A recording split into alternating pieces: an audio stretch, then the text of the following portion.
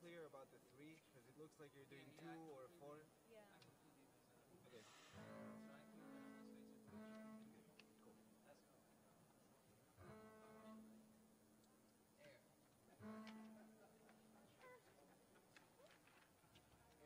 We're not playing with that. It sucks that you don't have a mic. What?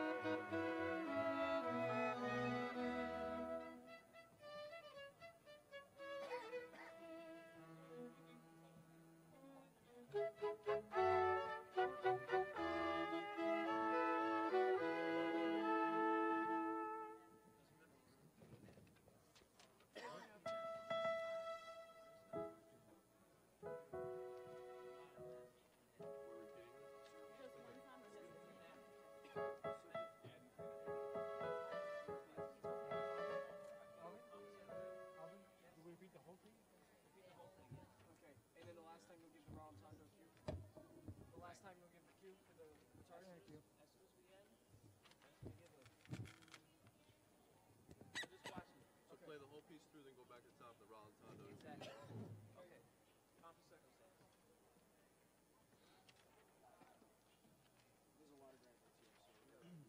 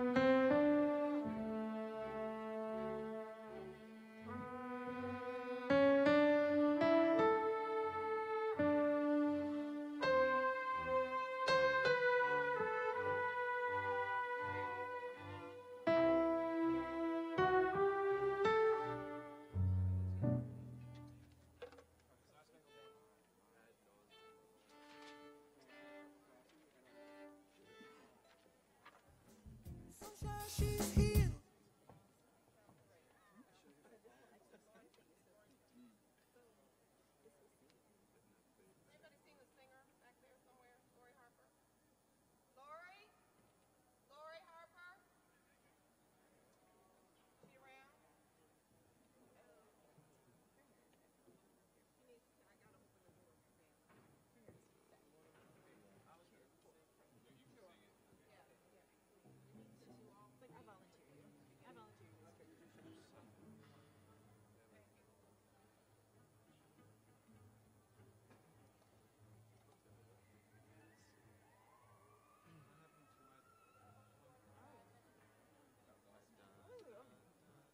Whoa, now they're live.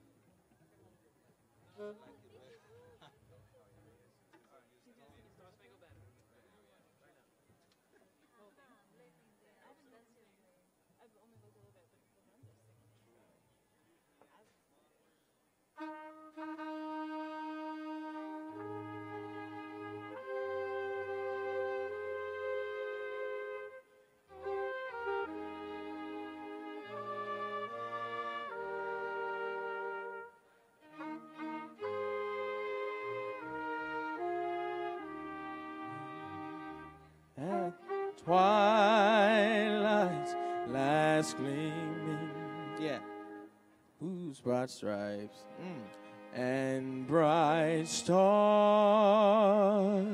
through the perilous fight, o'er the ramparts we watched were so gallantly streaming, and the rocket's red glare, the bombs bursting in air, gave proof through the night that our flag was still there. Oh, say does that star-spangled banner yet wave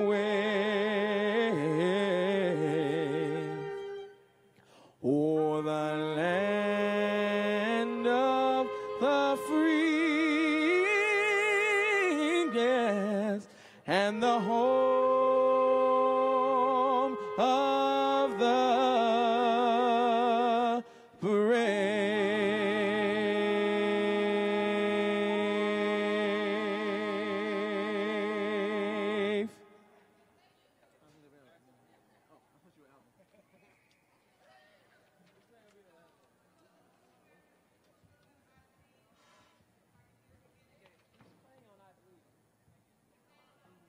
I can. Oh well. I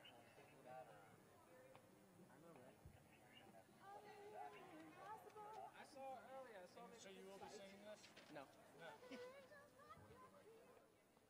But it's fine. This is.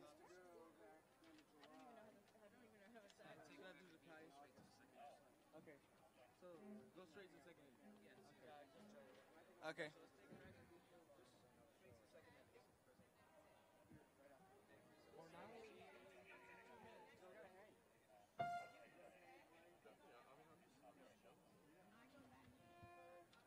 All right.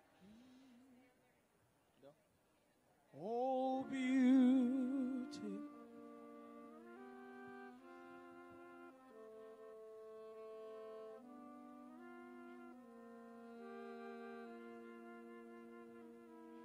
Oh, beautiful for spacious skies.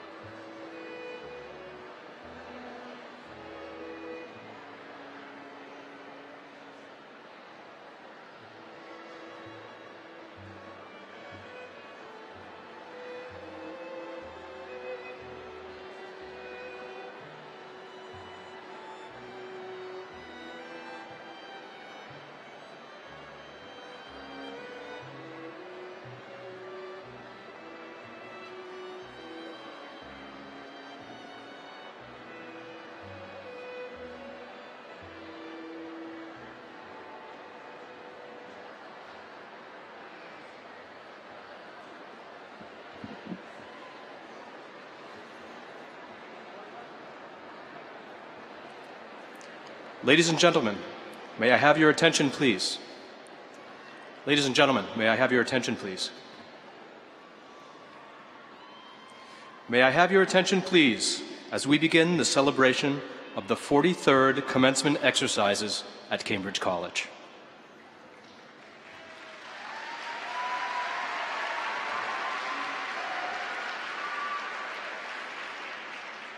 Please welcome the faculty of Cambridge College, led by Chief Marshal Dr. William McMullen, as they salute the graduating class of 2014.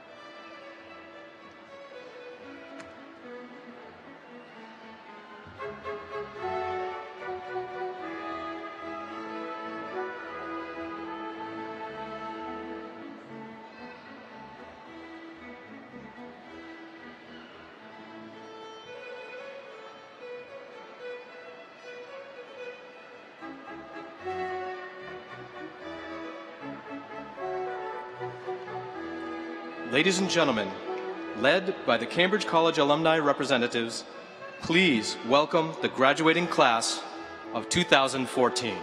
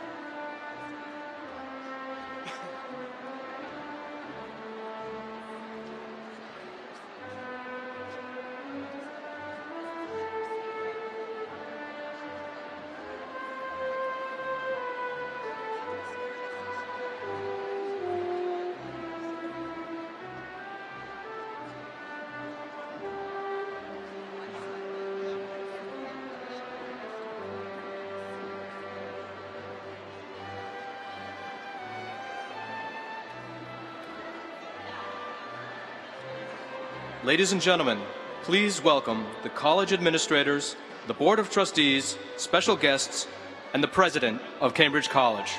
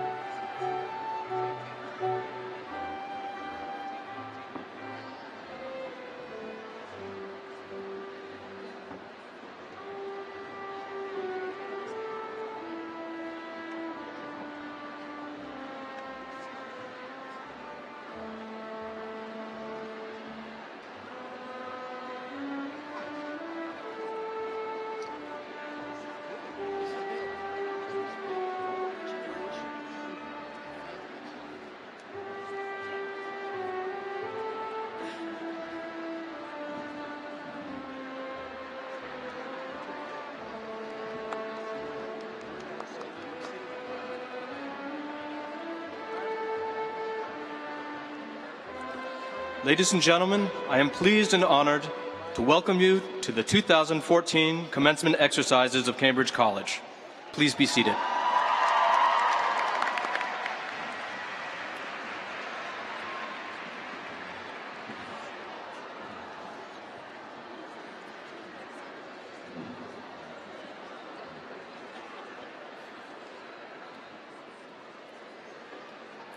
Good morning. My name is James Lee, Dean of the School of Undergraduate Studies, and I'm delighted to share this important day with you. However, as we recognize this special time together, we are also reminded of the deceased members of our college.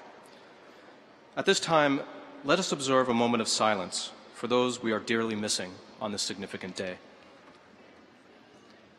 Carl Barron, Alan Brown, Lorraine Driver, Martha Jordan, Virginia Lewis, Frida Litvak, Lamar McClinton, Vern Moberly, Catherine Morey, Elizabeth Santos Martin, Quado Michael Thompson, Rehan Alanani.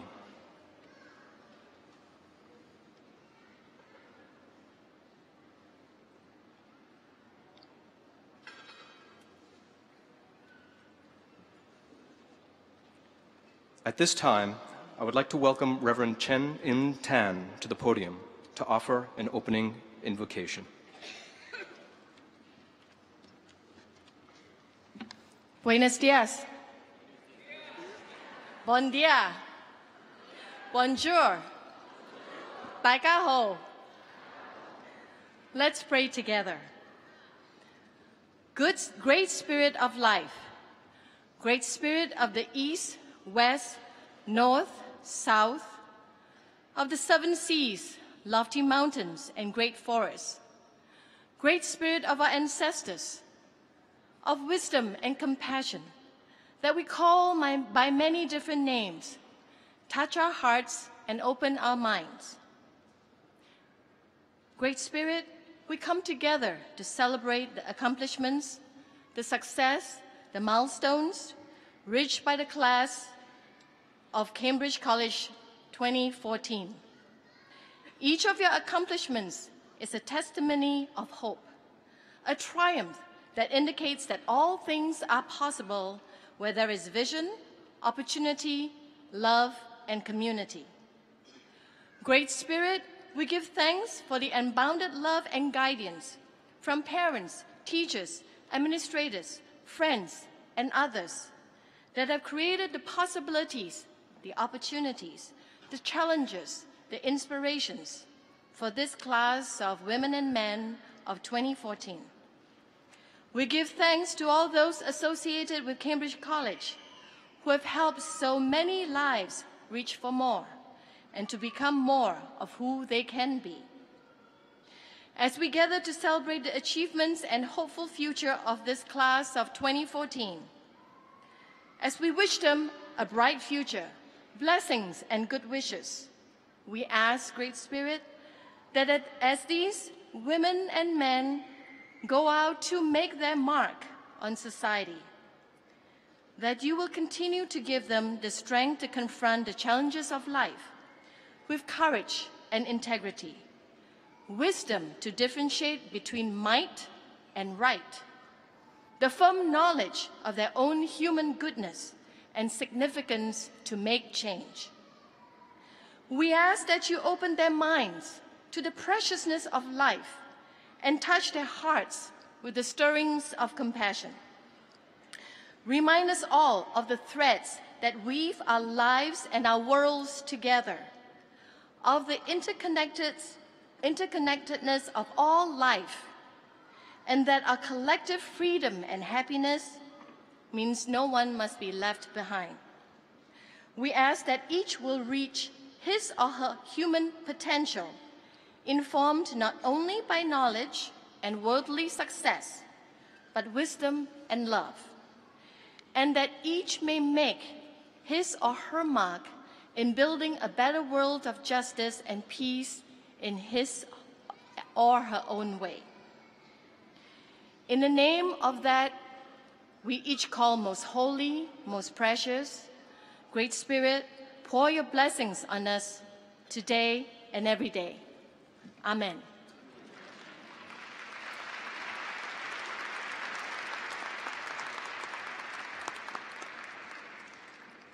Thank you, Reverend Tan. At this time, I ask that you please stand and remove your caps for our national anthem, sung by Miss Athene Wilson.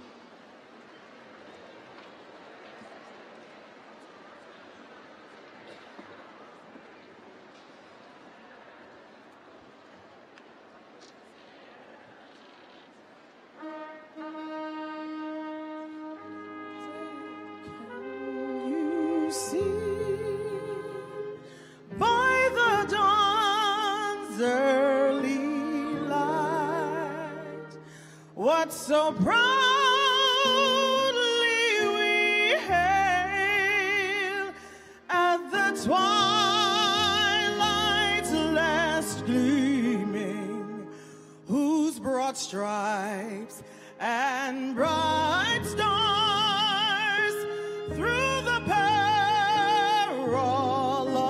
fight o'er the ramparts we watched were so gallantly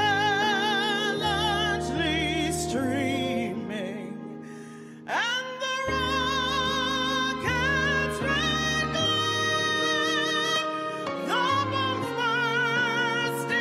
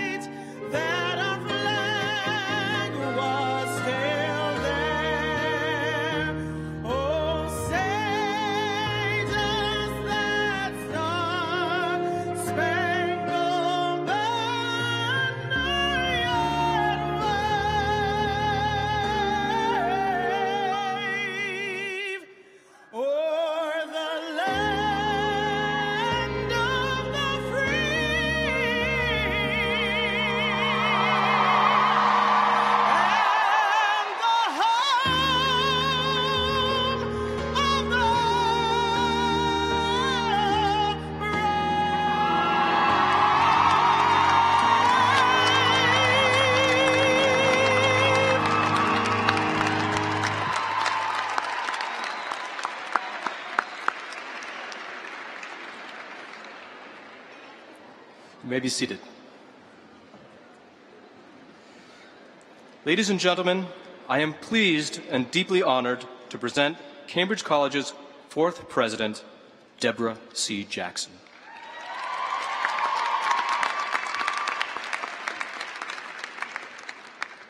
So I first want to say that that other college had a remarkable singer for that wonderful rendition, but we had our very own, didn't we? Thank you. Thank you very much, Dean Lee. Good morning to all of you, and welcome to the 43rd commencement of Cambridge College. And I must start by saying what I have felt each and every year as I stand at this podium.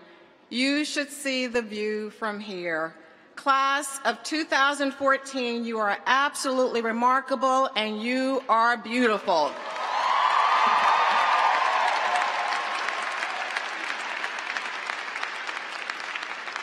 I want to acknowledge some of the many people who make possible the achievements that we celebrate today. First, I want to extend my warm welcome and deep appreciation to the members of our Board of Trustees, led by our chairman, Derek Davis.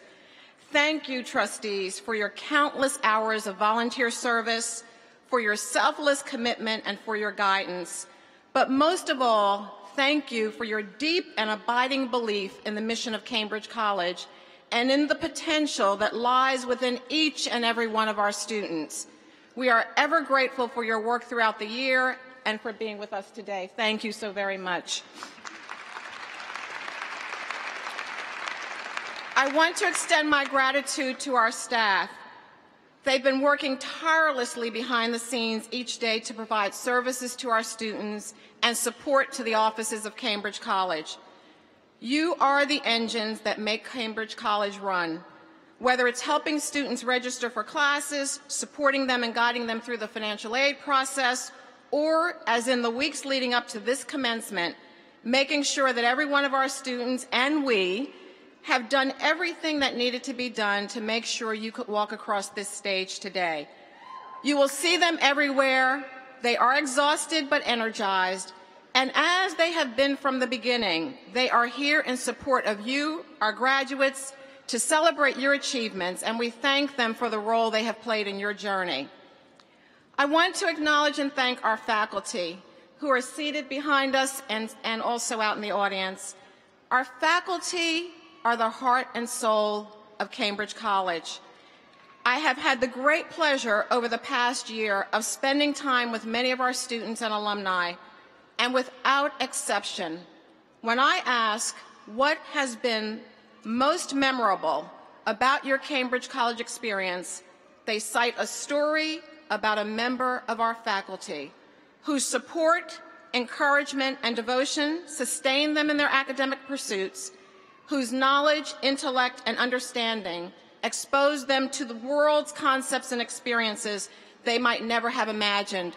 So, to the college's heart and soul, to our faculty, I say thank you to you.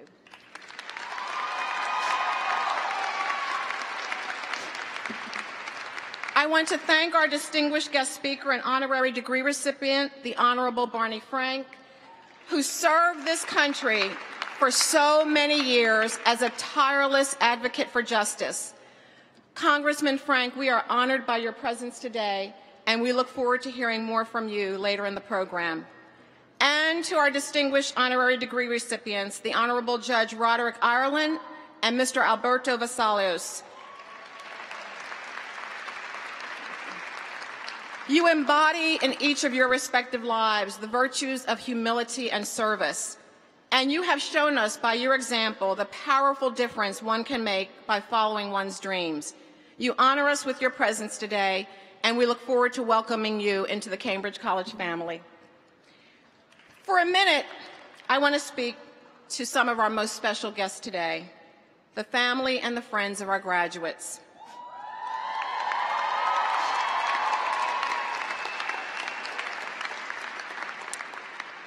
When you go out into the world, you must watch out for traffic, hold hands, and stick together. This is one of the rules in a classic little composition by Robert Fulghum. titled All I Really Need to Know I Learned in Kindergarten. In this book, he offers some simple rules for living that we learn as children, but they are indeed ones that guide us throughout our lives. He suggests in this book that within each of us resides a secret desire to once again be a child, to be picked up when we fall, to be hugged and comforted when we hurt, and to be rocked in someone's arms to sleep at night when we are tired. So to the husbands, the wives, the parents, the uncles, the aunts, the grandparents, the cousins, and the friends, we thank you for being that person for one of these proud soon-to-be graduates. You were the one who picked them up when they felt they could not go on. You were the one who provided an encouraging word at just the right moment. You were the one who said, I will watch the children, you go to class tonight. And you demonstrated by your every word and deed what mattered most.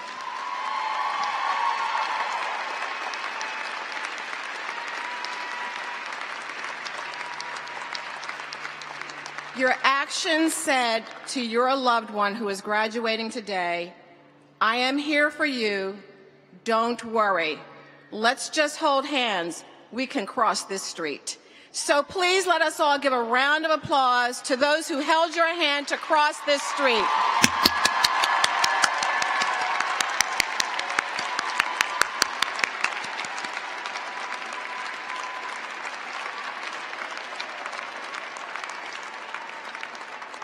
Thank you.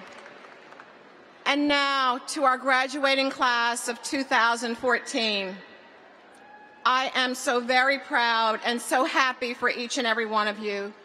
3 years ago, I stood at this podium just 2 weeks into my role as the 4th president of Cambridge College.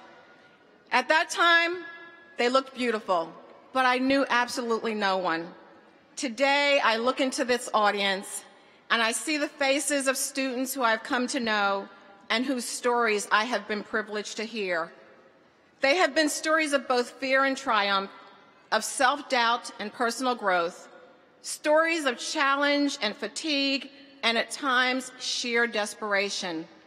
But in the end, you are here today, each and every one of you, because when all is said and done, your stories are the stories of hopes and dreams and aspirations fulfilled.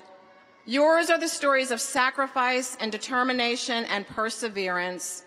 Yours are the stories of faith and courage and character. But above all, yours are the stories of excellence. I have been blessed to know you and to come to know your stories. I am so very honored and so very proud to be your president, and I thank you for choosing Cambridge College.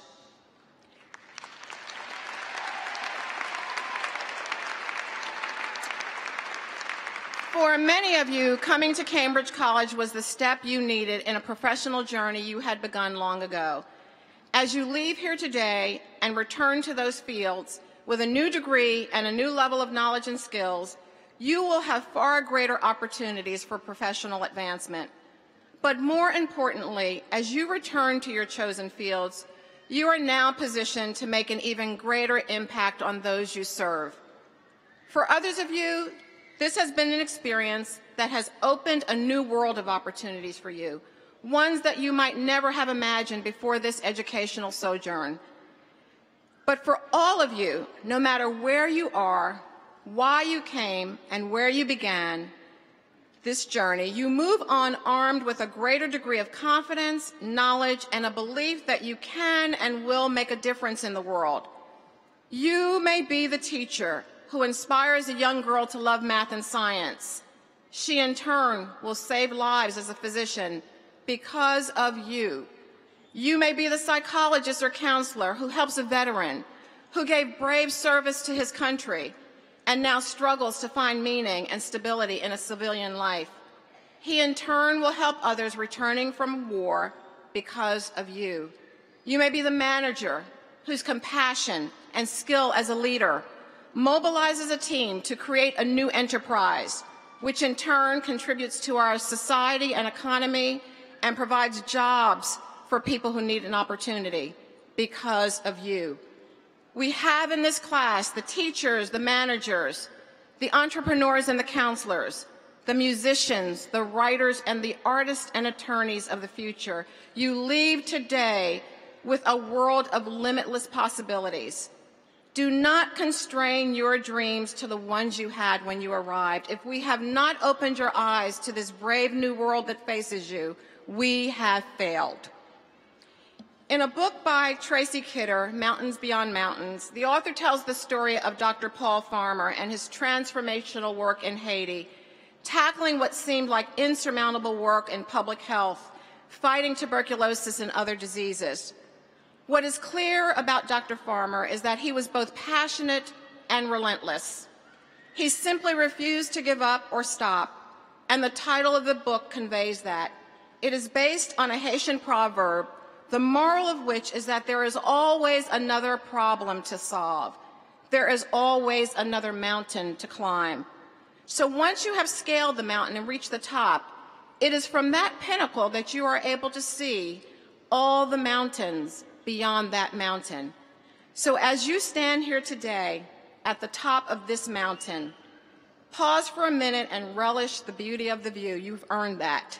Pause for a minute and reflect on the magnificence of the sunrise and the sunset. Pause for a minute, have a rest and a cool sip of water. But as you stand at the top, I also ask you to look ahead and look forward to the mountains beyond this mountain. Set your sights on your next big dream. Set your sights on the next vision of excellence. Set your sights on the next contribution you can make to the world. You can change the world. You can make a difference. You have shown us by your presence here today, by the work that you have done on this journey. And in the words of the wonderful, beloved Maya Angelou, who we all loved and lost this week, we know that you can do it because you are phenomenal. Class of 2014, God bless, Godspeed, and I love you.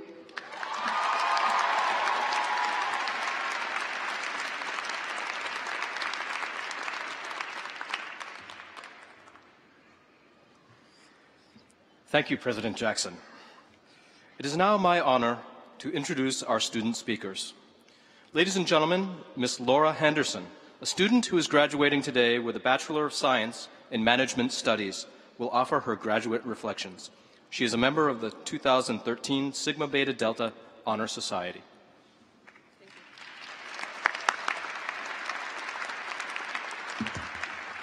Thank you, everyone. Good morning. And good morning to Cambridge College, class of 2014.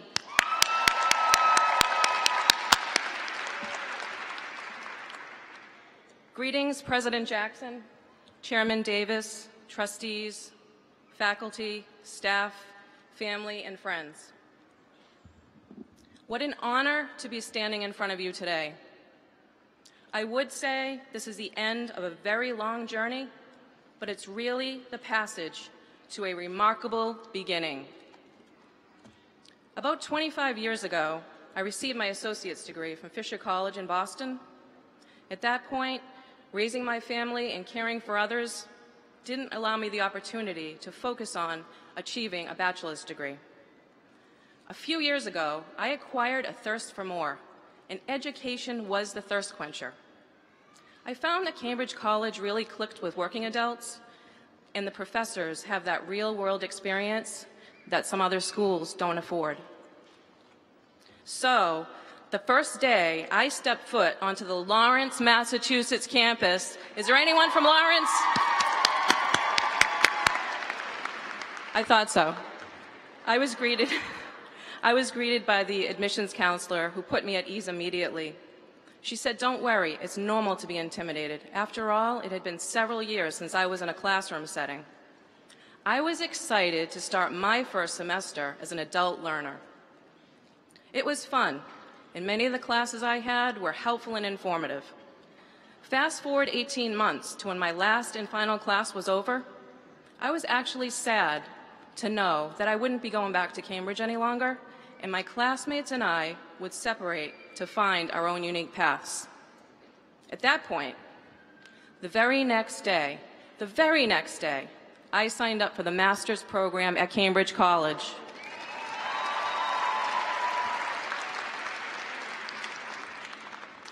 And while there are a lot of ideas that may surround writing a commencement address, I thought of one word that describes us, the class of 2014.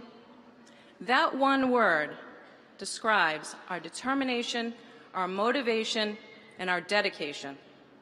That one word describes our commitment to our education.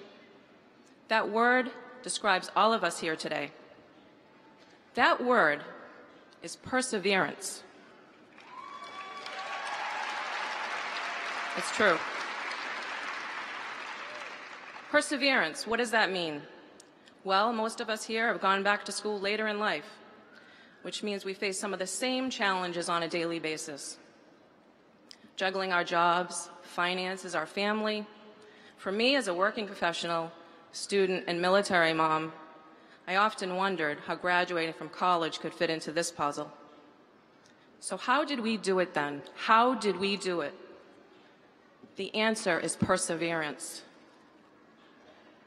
Perseverance to me while attending Cambridge College and working passionately toward my degree was writing and rewriting and then rewriting again my capstone paper until it was perfect. It's true.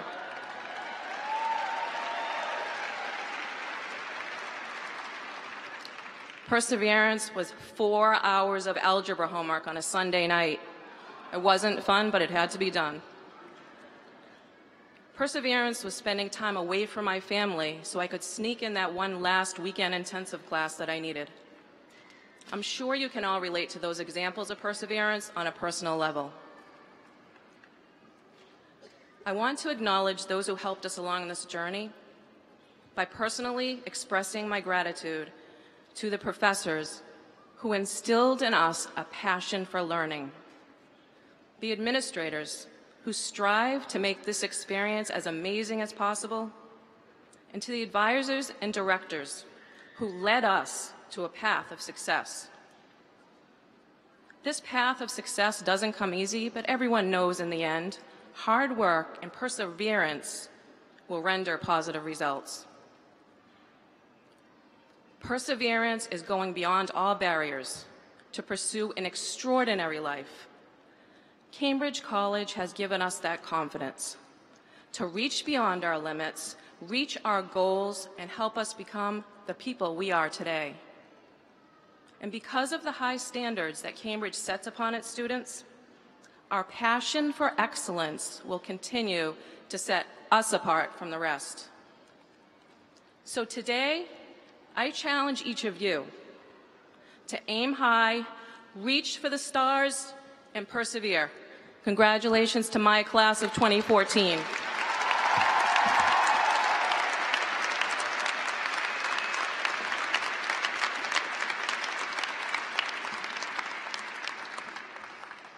Thank you, Ms. Henderson. Ladies and gentlemen, Ms. Samnetta Gay, a student who is graduating today with a master's degree in management, will now offer her graduate reflections.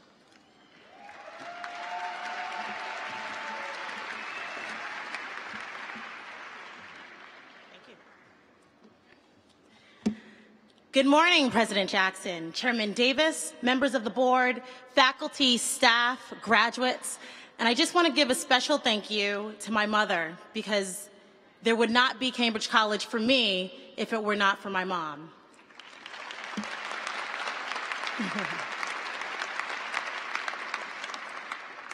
It's both an honor and a privilege to be your commencement speaker here today. See, I look at all of you and I see not only schoolmates, but family. Cambridge College is truly like an extended family, and we have all formed bonds here that can never be broken. In 2008, I completed my undergraduate degree from another college, and I cannot tell you how excited I was, not only because of my accomplishment, but because of my newfound freedom. I thought that never again would I have to wake up early to get to class, sit through lectures, walk across campus in heels, or stress over meeting deadlines. 2 years later, what was I doing? I was enrolling at Cambridge College. But this time, it was a far different experience being a graduate student here. See, my close friend is an alum and employee of the School of Education at Cambridge College.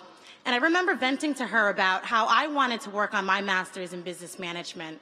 I told her that I wasn't sure this was possible because I had a full-time job as an executive recruiter specializing in IT and engineering, running my own casting company, and teaching personal development classes to youth. So my question to her was, do you know a school that can deal with my busy schedule? Her answer was Cambridge College. That's right. She was raving about the school. She told me about weekend intensive courses, night classes, professors from Ivy League schools, interactive classroom settings, and no exams. Okay, I'm not a test taker. I'm not a test taker, but I can certainly write and talk all day long. She said Cambridge College is for busy professionals like you. I don't know about you guys, but when I heard that, I almost ran to Cambridge College to register at midnight. As a graduate student here at Cambridge College, I have felt a great sense of intimacy. Although our ultimate destinations may vary, I feel as though we are all navigating the same aircraft. At Cambridge College, it's about forming partnerships and gaining practical, worldly experience. When I began my studies here, I realized that what I had learned before only scratched the surface of all the information that was out there. This was the knowledge that transformed me into a successful entrepreneur. I began applying leadership skills and management concepts to my business in ways that I had never imagined. And I watched my company grow from a 3-person operation to a unified team with over a dozen members.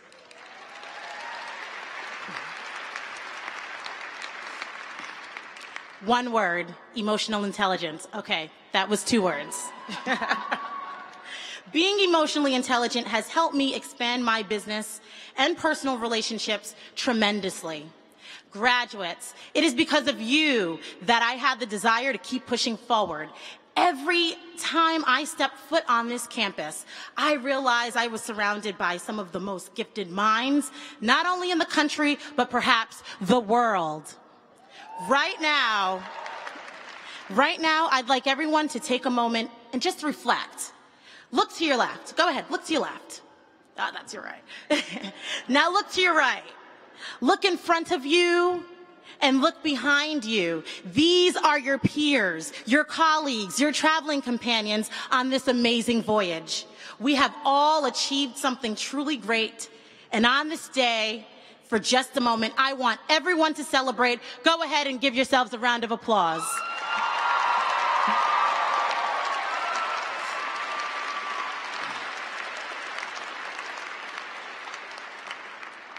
We are all go-getters, and after we leave here today, we will continue to strive to be the absolute best in whatever it is we choose to pursue. And when we reach that summit and are able to at last enjoy the fruits of our labor, we will look back on this time and realize it was all worthwhile. Graduates, it's certainly been a pleasure. Good luck to you all, and guess what? I'll see you at the top.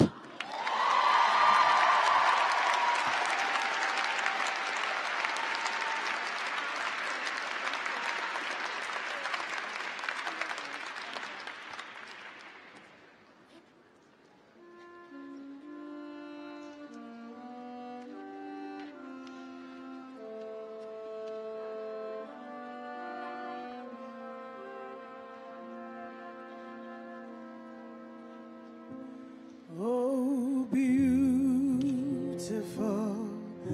for spacious skies, for amber waves of grain, for purple mountains' majesty above the fruited plain.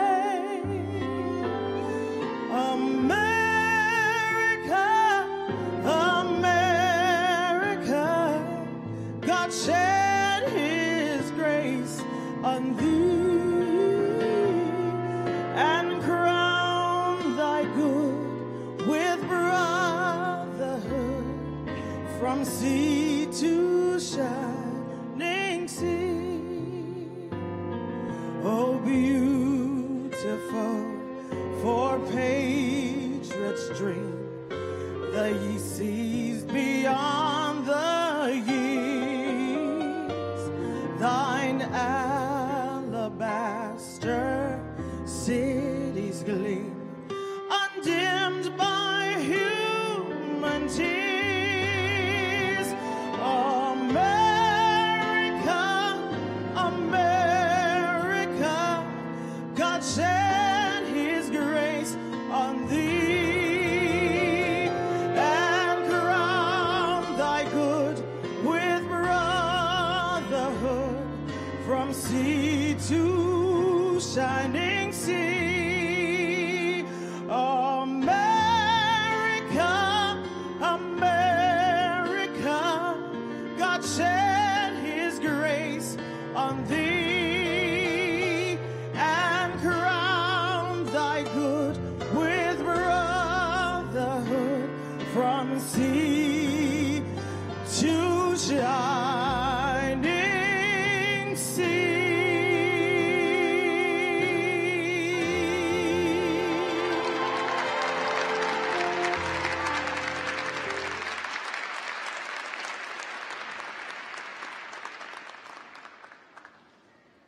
Good afternoon.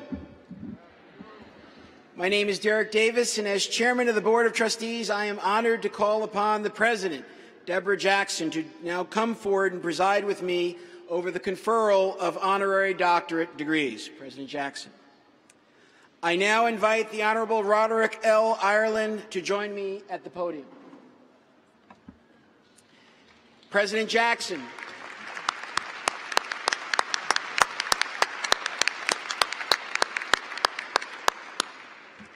President Jackson, the Commonwealth of Massachusetts has authorized Cambridge College to confer honorary degrees. By that authority and the authority of the Board of Trustees, I have the privilege to instruct you to confer the following honorary degree upon Chief Justice Roderick L. Ireland for his singular achievements. Roderick L. Ireland is the Chief Justice of the Commonwealth's Supreme Judicial Court. A native of Springfield, Massachusetts, he received his Bachelor of Arts from Lincoln University, Juris Doctor from Columbia Law School, Master of Laws from Harvard Law School, and Doctor of Philosophy in Law, Policy, and Society from Northeastern University. Chief Justice Ireland began his legal career in 1969 as a neighborhood legal services attorney, and then worked as a public defender with the Roxbury Defenders Committee, as Chief Attorney, Deputy Director, and Executive Director. He was Assistant Secretary and Chief Legal Counsel for the Massachusetts Executive Office of Administration and Finance, and Chair of the Massachusetts Board of Appeal on Motor Vehicle Liability Policies and Bond. Chief Justice Ireland has been a jurist for nearly 37 years. Serving as a judge of the Juvenile Court from 1977 to 1990, after which he was appointed an Associate Justice of the Massachusetts Appeals Court, serving there from 1990 to 1997. He was the first appointed as an Associate Justice of the Supreme Judicial Court in 1997 by then-Governor William F. Weld. He became the Senior Associate Justice in 2008, and in 2010, he was appointed the 36th Chief Justice by Governor Deval Patrick and was sworn in on December 20th. Since 1978, Chief Justice Ireland has been an adjunct faculty member at Northeastern University and on the faculty of the Appellate Judges Seminar at New York University Law School since 2001. He is the author of Juvenile Law volume of Thomson West Publishing Massachusetts Practice Series, the second edition of which was published in 2006, as well as several law review articles. When he was appointed to the Supreme Judicial Court in 1997, he was the first African-American justice in its 305-year history, and now serves as its first African-American justice.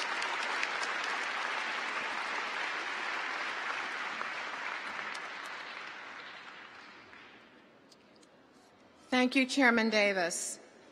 Acting on the authority of the Board of Trustees and the Commonwealth of Massachusetts, I am very pleased to confer upon the Honorable Chief Justice of the Massachusetts Supreme Court, Roderick L. Ireland, the degree of Doctor of Humane Letters, admitting him to all of its rights and privileges, in token of which we present the Honorable Chief Justice Ireland with this diploma and this hood. Do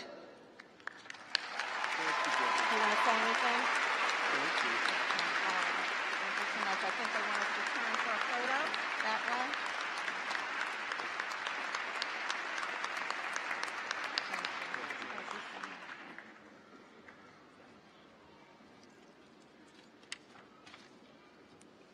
I now call upon Mr. Alberto Vasallo to please join me at the podium.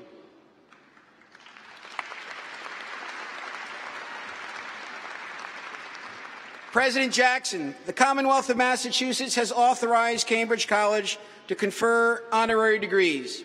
By that authority and the authority of the Board of Trustees, I have the privilege to instruct you to confer the following honorary degree upon Mr. Alberto Vasallo for his singular achievements. A little over 40 years ago, Mr. Vasallo founded El Mundo newspaper from the basement of his home in Cambridge, Massachusetts. Today, El Mundo is the largest Latino newspaper in New England.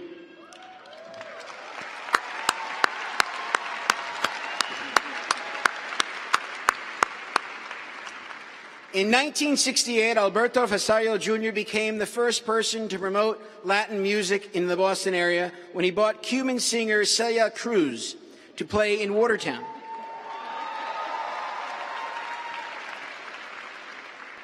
Vasallo came to the United States from Cuba when he was 27 years old and made his living by selling wigs, jewelry, and Latin records door to door. He states that to this day, one shoulder is slightly lower than the other from carrying around a crate full of vinyl. A former topographer in his homeland of Cuba, Vasallo had been in the United States only for 4 years when he began signing famous Latin musicians from concerts and shows in the Boston area. Today, Mr. Vasallo's son, Alberto Vasallo III, heads the company as the CEO. But together, the dynamic father and son duo have broadened and increased the newspaper's reach through several key partnerships and events that give back to the community. Some of the events include the Latino Youth Recognition Day at Fenway Park with the Boston Red Sox. This nationally recognized community outreach program includes a pregame ceremony before a Red Sox game honoring top Latino academic achievers. To date, the program has honored over 1,500 Latino public school students for their academic achievement and has given away over 15,000 Red Sox tickets to the community.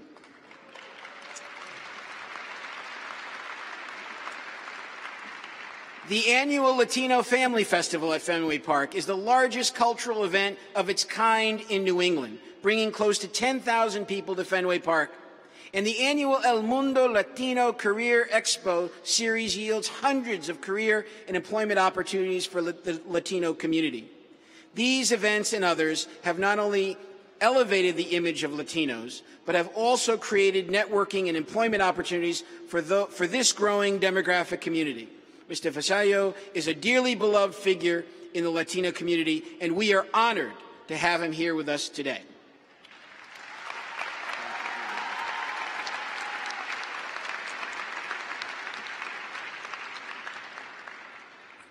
Acting on the authority of the Board of Trustees and the Commonwealth of Massachusetts, I am very pleased to confer upon Mr. Alberto Vasallo, Jr., the degree of Doctor of Humane Letters of Cambridge College, admitting him to all of its rights and privileges, in token of which we present Mr. Alberto Vasallo, Jr. this diploma and invest you with this hood. Thank you so much. And you can take, do you want to say something? Are you spoken? Thank you. Let's do one picture. One photo.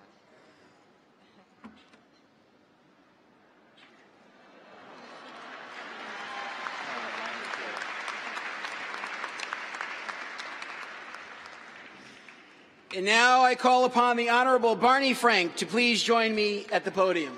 Congressman.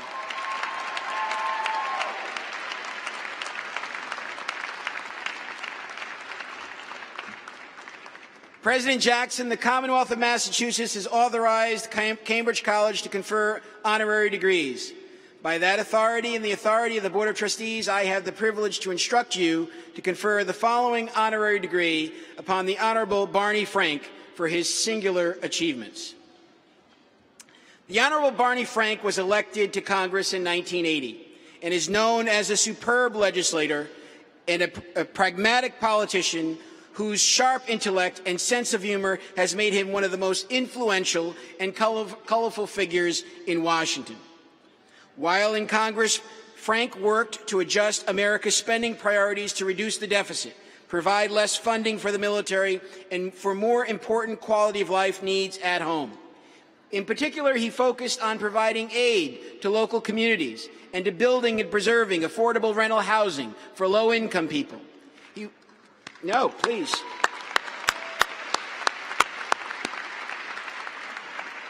He has also been a leader in the fight against discrimination of various sorts. He has championed the interests of the poor, the underprivileged, the vulnerable, winning re-election 12 times by wide margins.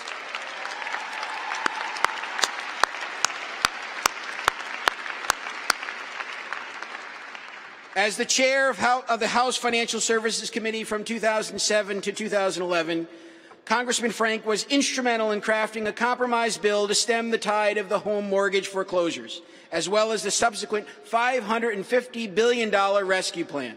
He worked to adopt a sweeping set of financial regulations aimed at preventing the recurrence of this financial crisis, and is a key author of the Dodd-Frank Wall Street Reform Consumer Protection Act, the regulatory overhaul signed into law in July 2010.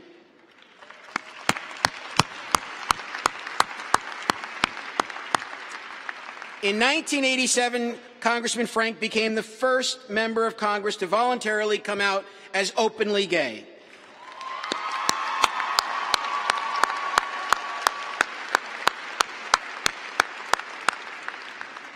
And in 2012, he married his longtime partner, becoming the nation's first congressman in a same-sex marriage while in office.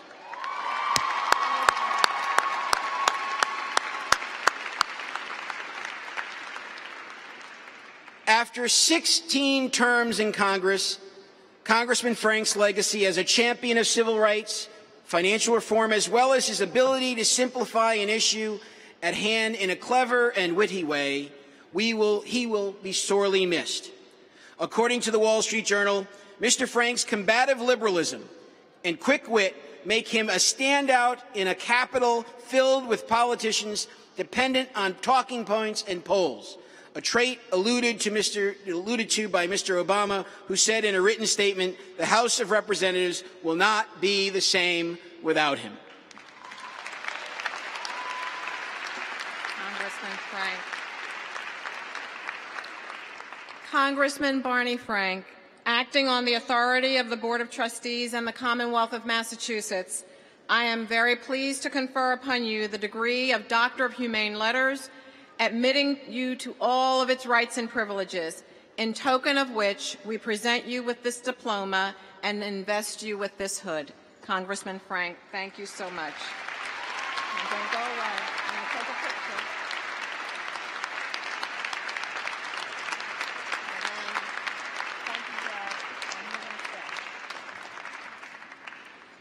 It is my honor now to present to you our speaker for this memorable occasion. Ladies and gentlemen, we are honored to have as our commencement speaker today the Honorable Barney Frank.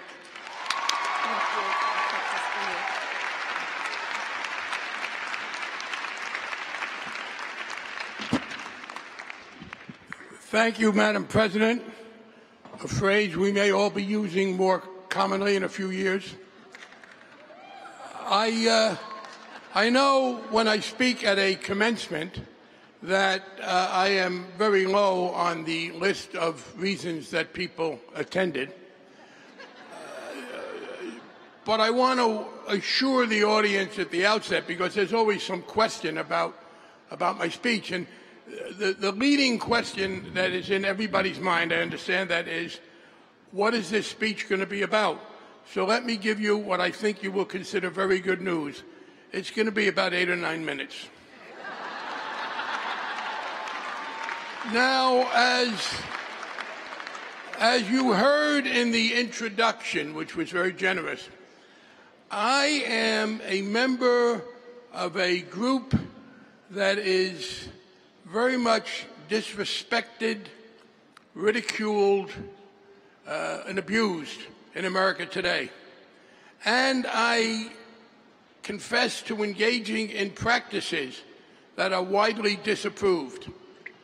I am alluding to my status as a politician. And I confess openly to practicing partisanship. Now, I am going to tell you why those are relevant to you. I am delighted to be here. Frankly, once I retired, I have cut back on the speeches I give. I have never suffered from insufficiency of the ego, but after all those years in office, it's getting close to being satisfied. But I was very gratified to get the invitation to come and speak at an institution that is doing one of the things that America is not very good at, and I admire the fact that you do it. That is making sure that people, regardless of their economic status, get the best education they are personally capable of achieving. And until there are more institutions like this one across the country talking about diminishing excessive inequality, not wiping out inequality, a capitalist system needs some inequality, but excessive inequality is socially and economically harmful. And this sort of education is important. Now, part of the problem, of course, is that it is too expensive because the public sector has cut back on the contribution it has been making to institutions.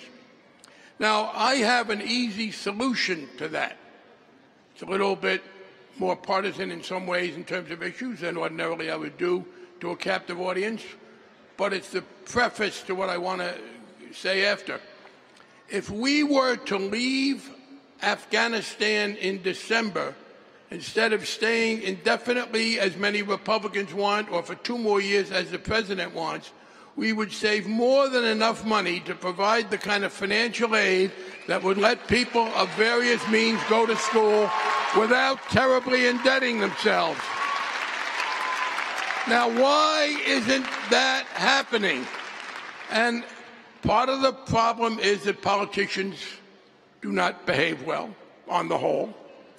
Part of the problem, in my judgment, is that the media does not present the issues in the appropriate way.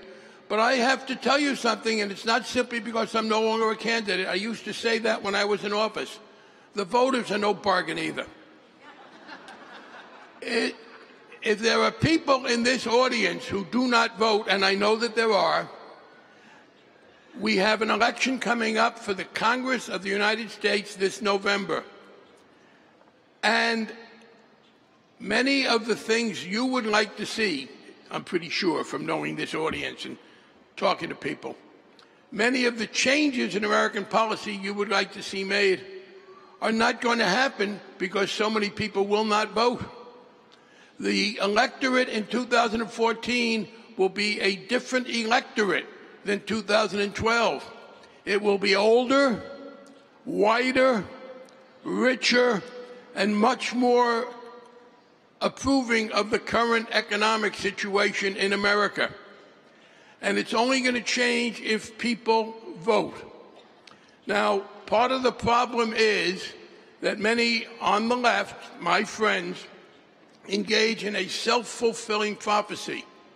You've heard that the wealthy dominate politics, that big contributors have their way. And it is true the United States Supreme Court has very grievously injured the principle of one man, one vote by letting down the wall between electoral democracy and wealth.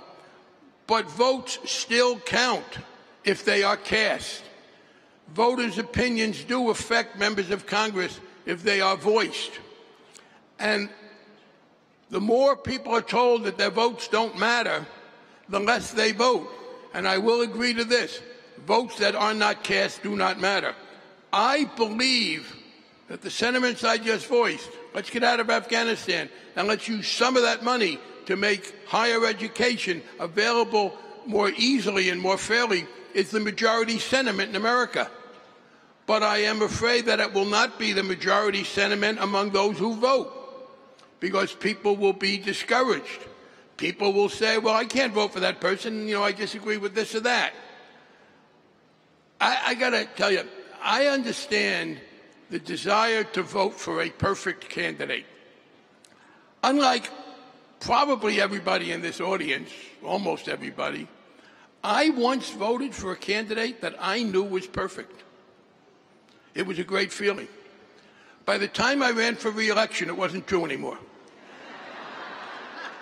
Because I knew my record very well. There were a couple of things in it was a little bit of a problem. But I was still the best candidate in the field. Let me give you the rule that you should apply when you are making political choices, because we share this country with hundreds of millions of other people, each of us. And so you're almost never going to get exactly what you want. And if not getting exactly what you want is a reason not to participate, then you'll never get any part of what you want. And the principle is this. When you are making a decision at any given time about a candidate, about a policy, about anything else, there was a great 20th century philosopher. More of the parents will have heard of him than some of the students, although there is a different age distribution here than usual. His name was Henny Youngman. He was actually a great comedian, and he had the kind of patter that people use then, men making fun of their wives. And he had one joke which actually was a funny joke and very philosophically profound. How's your wife? Compared to what? That was the motto I had anytime I had to make a political decision. So you are going to have candidates running all over the country, and it's not just here, all over the country, who want to do a better job, who would like to get out of Afghanistan, who would like to spend more money providing a more nearly equal situation. Never totally equal, that's not the goal, but a less unequal situation in higher education. But people who don't vote make that impossible. Let me close. I know there are people who say, you know what? I don't like politics. I don't approve of those politicians. I'm not going to vote. Let me make one thing very clear to you. Precisely the people in politics of whom you disapprove hope you don't vote. They have their votes. They're going to get reelected. The more people who are unhappy with the current system abstain, the less there is any chance that the system will change. I'm not going to spoil commencement by being a little snarky, but I spoke at the Yale Business School class a couple of weeks ago, and some of the questions, they were very critical of Congress. And I told them when I would tell people I would be in Congress, and people would come up to me and say, I'm very dissatisfied with Congress. What are you going to do about it? I said, well, I'm very satisfied with my congressman, which was me. Who's your congressman? Very rarely did they know. Well, being able to do something when you are ignorant is very hard. And I asked the people at Yale how many of them knew who their congressman was. About half the people in this Yale Business School graduate class knew. And then I asked them when the primary in their state was, and almost nobody knew. Political primaries are very important. That's when, in many cases, the actual decisions are made. So I urge you, please disregard this argument that nobody's going to pay attention if you vote, and that dissatisfaction with the system means you should abstain for it. I agree with some of my friends who think that the current situation in Congress is unrepresentative of the majority of the American people, but I differ with who to blame. I blame that part of the majority of the American people who ignore politics. I am very proud to be a politician. I'm proud to be a partisan. I won't go into that in great detail, but if you have a serious set of views about issues in America, then you probably should be voting either Democratic or Republican in the current situation. But even if that's not your view, let me leave you with a very important rule. The more you dislike the current situation politically in America, the more you are unhappy with the current policies, the more you are obligated to do one of two things: vote or shut up. Thank you.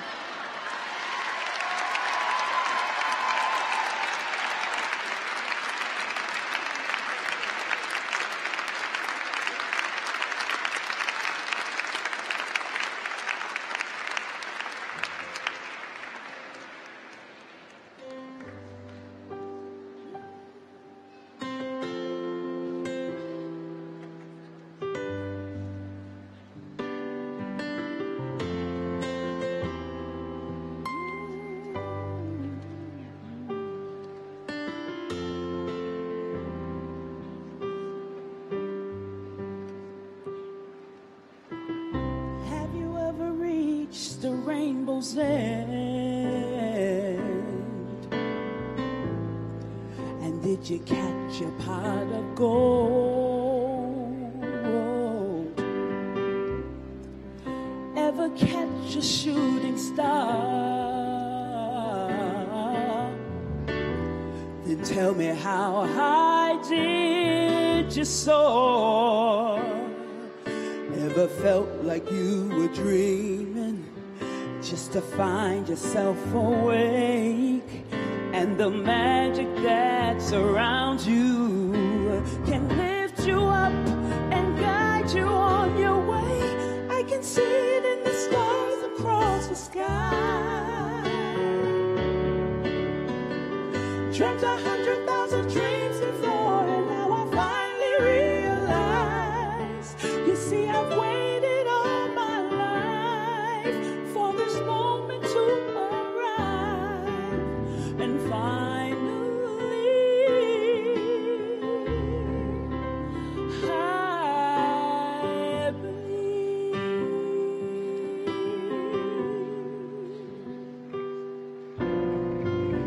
When you look out into the distance, oh yeah, you see it was never far at all. Heaven knows your existence, and wants you to be everything you are. There's a time and every soul to fly. There's an eyes of every child. It's the hope and dream that saves the world, and oh, you can never let it go. I can see it in the stars across the sky. Dreamt 100,000 dreams before, now I finally realize. You see, I waited all my life, oh yeah, for this moment to arrive, and finally,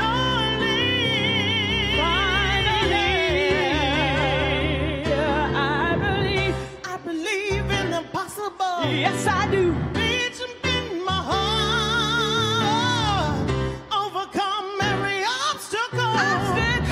Let the dream fall apart. You see, I strive to be the very best. Yes, I do. Shine my light for all to see, because everything is possible when you believe.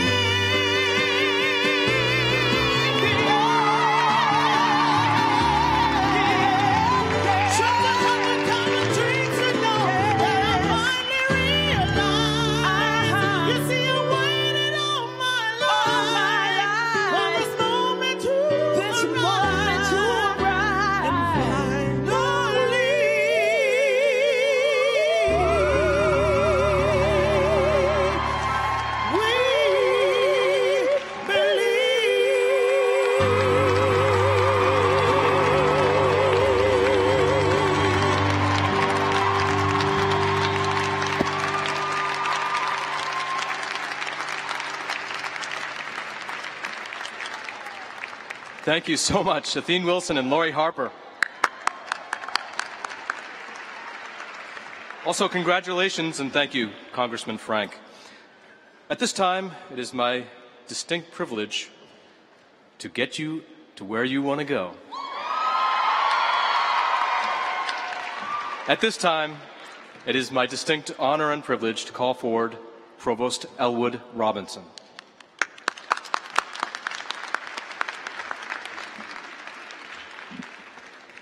Thank you, Dean Lee. President Jackson, Chairman Davis, I am pleased to report to you that the candidates here assembled have qualified in all respects for degrees by successfully completing curricula offered by Cambridge College, have been recommended by the faculty to be awarded the appropriate degrees in recognition of their academic accomplishments. The degree candidates will be presented to you by school and degree program by Professor Gretchen Moore and Dr. Joseph Milio. Candidates, I ask that you do two things for me: that you remain standing until all members of your class have been fully recognized, and also in the spirit of respect for your fellow graduates, do not leave this ceremony until its full conclusion. Thank you. Madam President, Chairman Davis, will you please join me at the podium?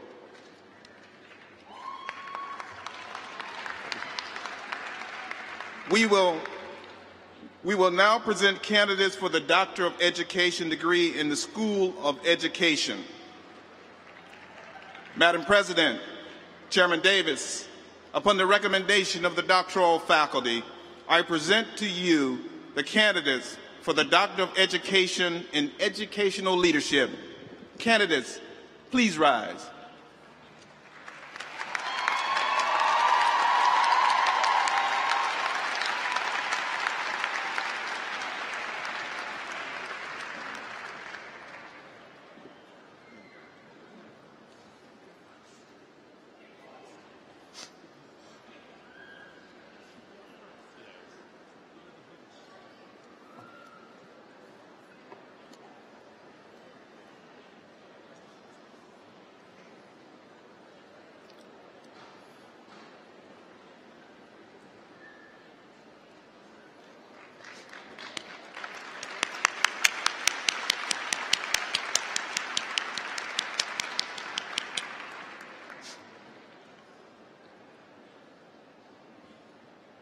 By the power vested in me by the Board of Trustees of Cambridge College and the Commonwealth of Massachusetts, it is my privilege to confer upon you the degree of Doctor of Education in Educational Leadership.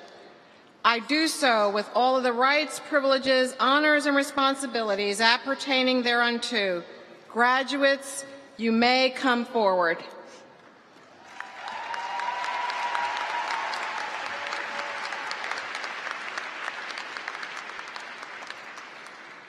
Kitsia Huey Ferguson.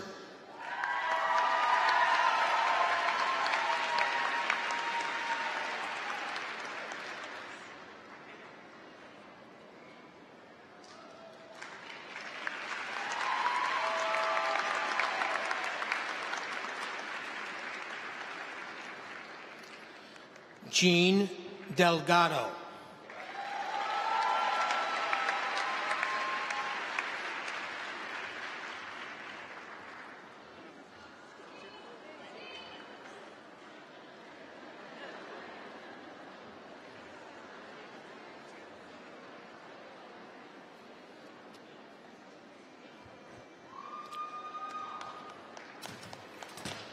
Laura Williams.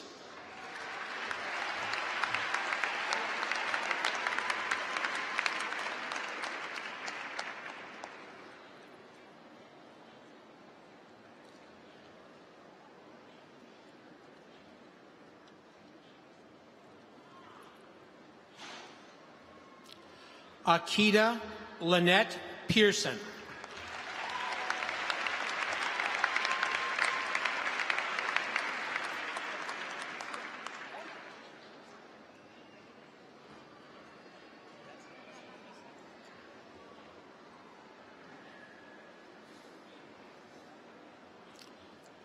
Ronald Watson.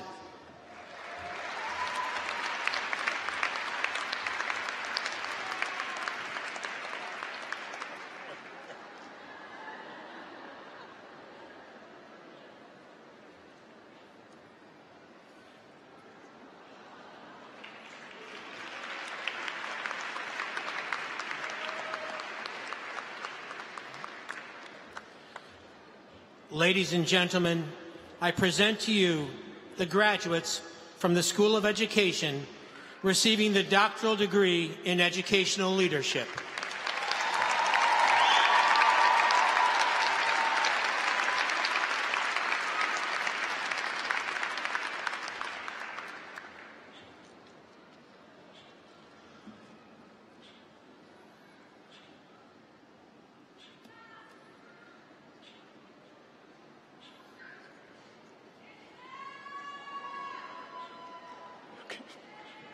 I was waiting for him. You may be seated. We will now present the candidates for Certificate of Advanced Graduate Studies in Educational Leadership, Certificate of Advanced Graduate Studies in Psychology and Counseling, Master's Degree in the Graduate School of Education,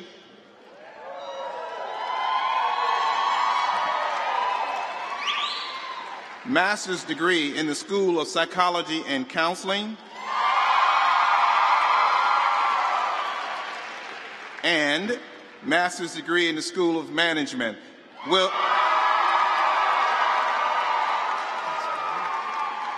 the candidates please rise?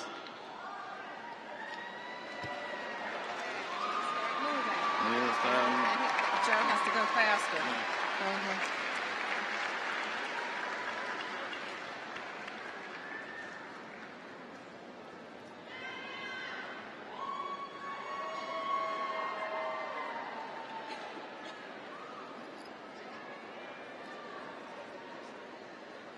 By the power vested in me by the Board of Trustees of Cambridge College, it is my privilege to confer upon you their Certificate of Advanced Graduate Studies in Educational Leadership, their Certificate of Advanced Graduate Studies in Psychology and Counseling, the Master's Degree in the Graduate School of Education, the Master's Degree in the School of Psychology and Counseling, and the Master's Degree in the School of Management.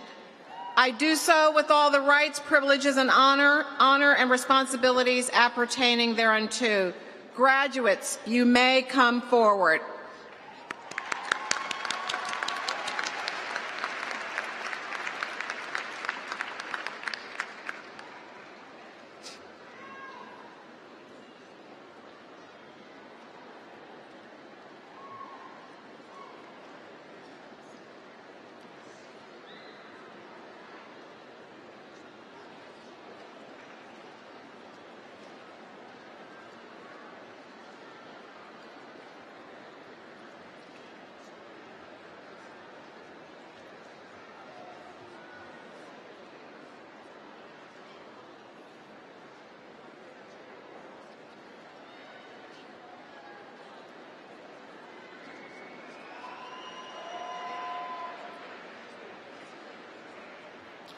Lucia Soraya Deborah.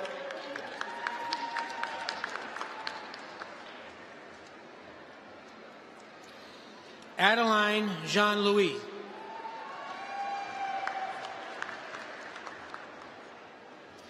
Nicholas R. Prosaneza.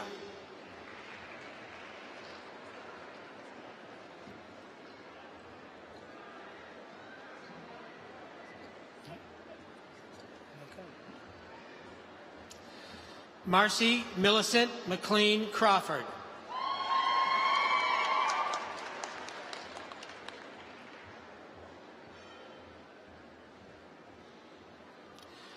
Carissa Noel Keplin.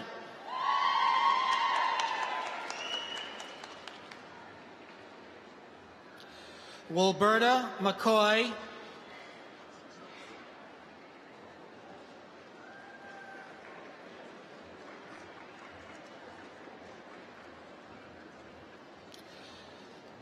Adriano Cabral.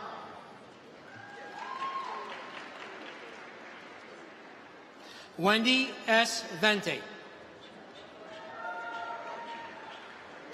Beverly Latui Bruce.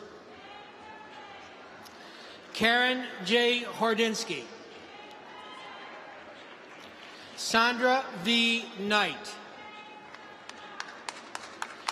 Sherry Lester Schultz. Maria Bettinelli. Hutmars Lundbog. Omara Jeanette Alicia. Daniela Werner Pierre. Christine Louise Ritzkowski. Herbert Baker. Jean M. Stewart. Scott Wesley Thomas. Philomena Marie Del Vecchia. Erica Richardson. Laurel Page Spinoza. Elena Marie Ellis. Donald Clark Clements.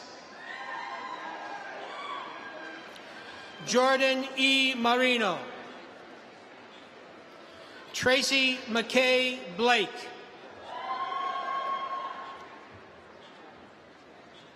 Lynn Billings Elfake. Simon A. Lopez. Nickmeen Dembrivel.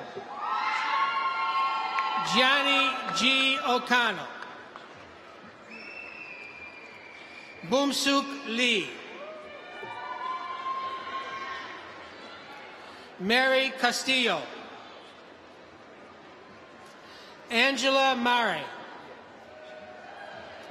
Nguyen Su Yum. Tatiana Pavlova. Heidi Shiranen. Yan Ma. Karina Chuguay. Bensu Selik. Denise Ekin Desi. Maria Alicia Ragu Jimenez. Mary L. Pam Powell. Christopher Bishop. Nicole A. Pino. Peter W. Killen. Bernard Carl LaFerre. Lloyd Kennedy Sims. Tanya Gill. Julia Egan Bishop. Lois Bison. Barbara Ann Schuster. Christine Ann Mancini.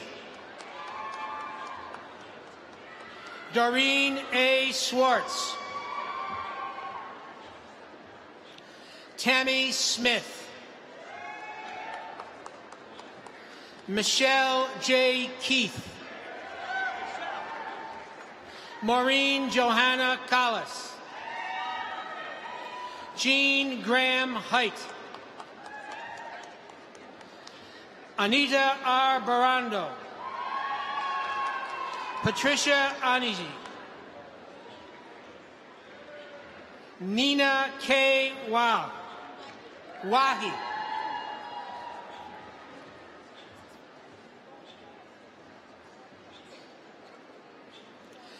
Edna Margaret Fuller.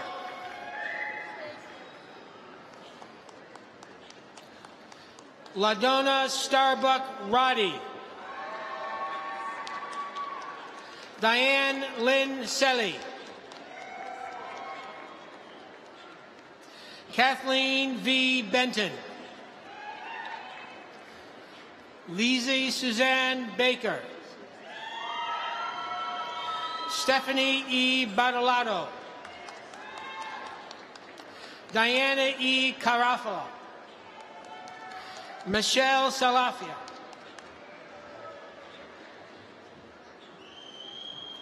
Jean M. Balboni Goodwin. Cynthia Marie Okuls. Rebecca S. Estrada. Nicole Barlett. Ophelia Baradi Cabarera. ADJ Ray. Deborah Sue Garif. Cindy E. Murillo. Margaret A. Sivikoff. Linda S. Rudy. Mary Ellen Dunn. Jennifer Lynn Harris. Ashley Rose Harder. Monica Lewis Frederick. Sophie M. Franco. Martha Vasquez.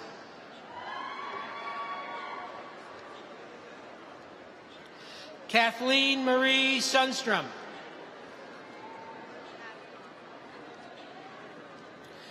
Joanna J. Arula. Irma Ruth Dyer. Arizu Amadea. Lisa Michelle Rideout. Jenna L. Gunsberg.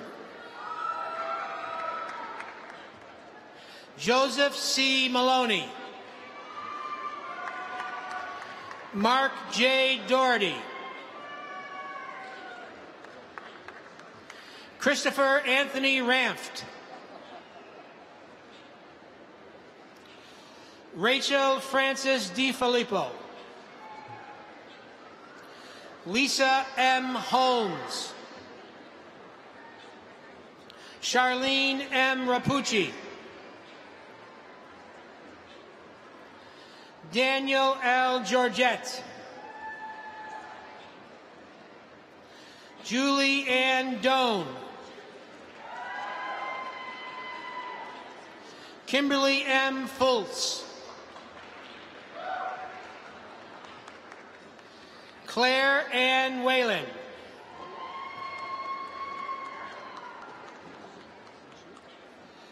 Yashi Joseph. Nasa I. Wright. Ngozi Laura Chikere. Iram Zera Rashid. Deborah L. Munson. Laura Bryan McGoodwin. Maudlene Auberge.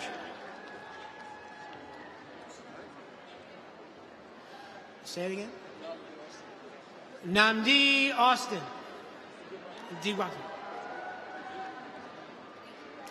Pamela S. Sweeney. Christopher B. Barnes.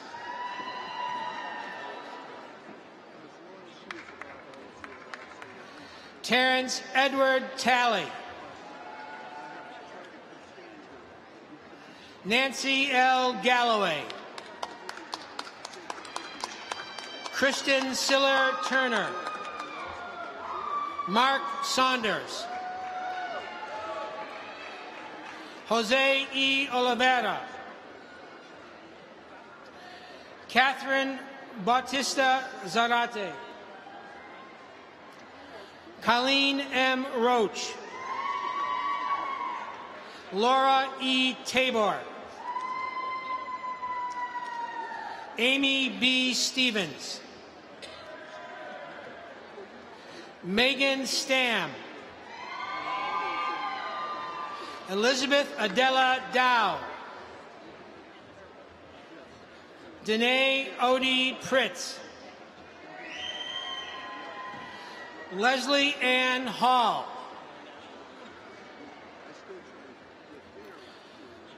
Lane Marie Ivers. Kimberly Denise Hendricks. Lisa Santos. Shauna Marie Campbell. Jose Antonio Lopez. John A. Vasquez. Jonathan Peter Long.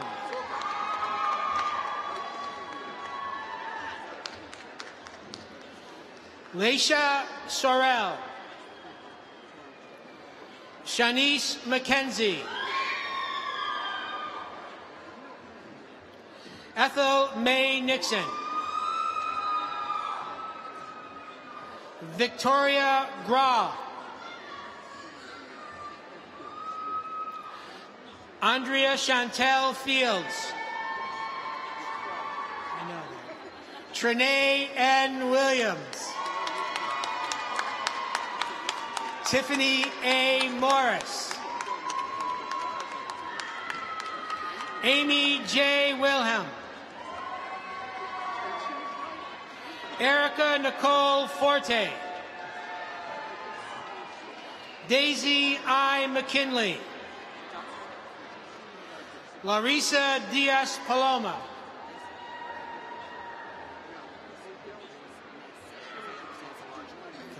Patricia Shannon Wardell. Ladies and gentlemen, we recognize the size of the group. Folks in the first few rows, please feel free to be seated.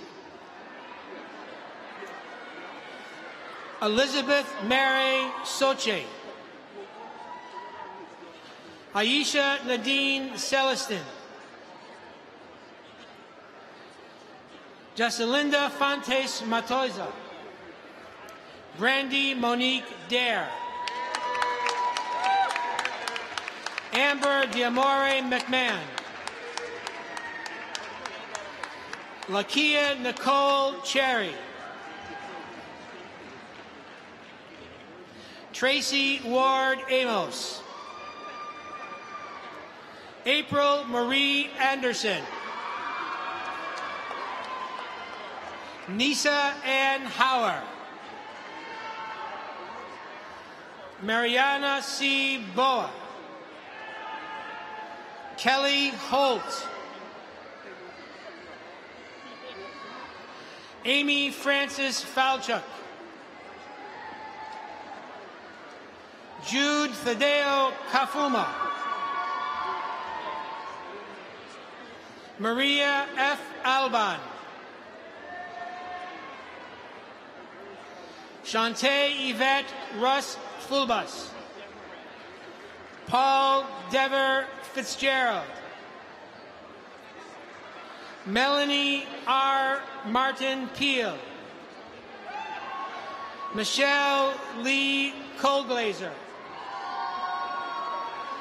Nada LeMay. Anne Marie Brown. Michelle Angela Cresta. Jasmine Hatch.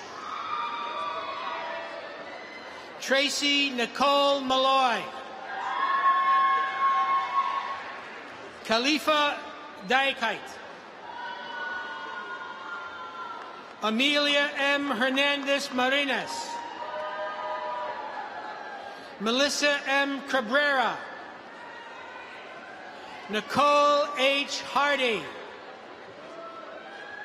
Jose A. Santo Ponce. Nicole Marie Orlando. Sarah M. George, Karine E. Nabut, Jean Lacaze, Viviana Souza Borges, Kayleen Jessica Toussaint,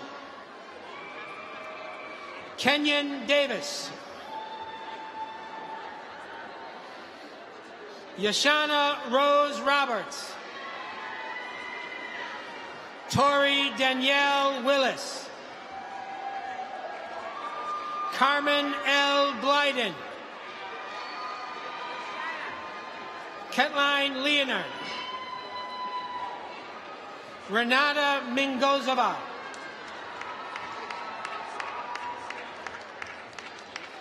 Neela Shevchuk, Boris Venjurovsky, Kimberly M. Melovkovsky, Yolanda Rosa,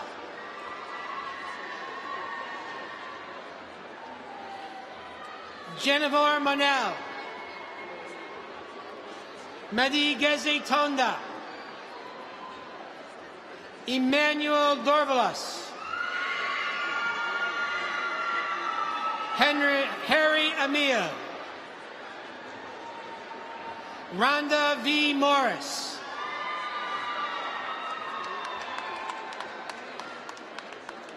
Anne-Marie Sterling,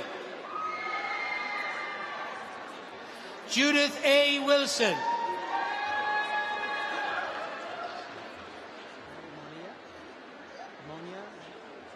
Monia Bodenmuller, Erica Priscilla Kobos, Jessica Ann Pareen, Dorothy Borkowitz, Abigail A. Hutchings,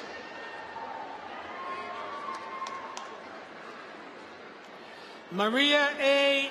Diaz, Anna Ivonova Moshevicheva,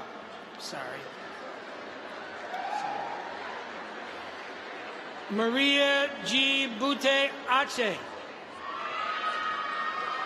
Loretta Irene Tomei, Caitlin Foster McCock, Clevens Matthew,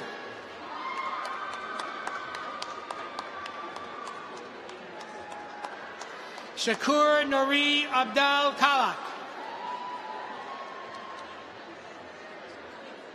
Philip D. Yeba Jr., Euphemia de la Cruz, Janice M. Myler,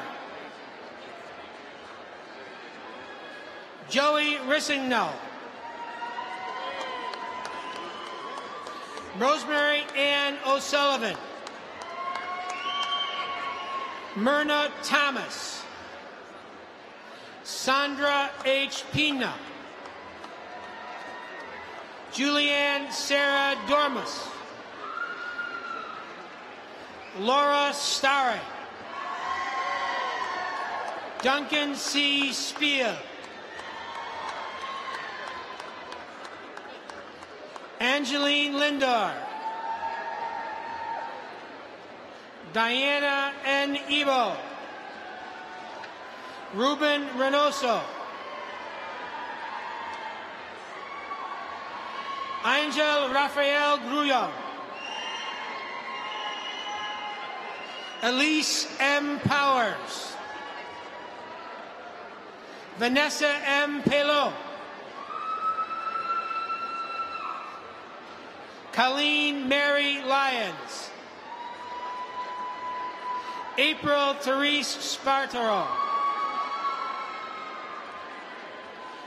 Gina S. Warjanuk, Sean M. Warjanux, Courtney Alexander Liferidge. Indira S. Baez. Laura Smith Crow. Malika Jamal. Meredith Remy. Ariel Joy Shapiro. Natalie Carolan Edwards. Ruth Sherifant.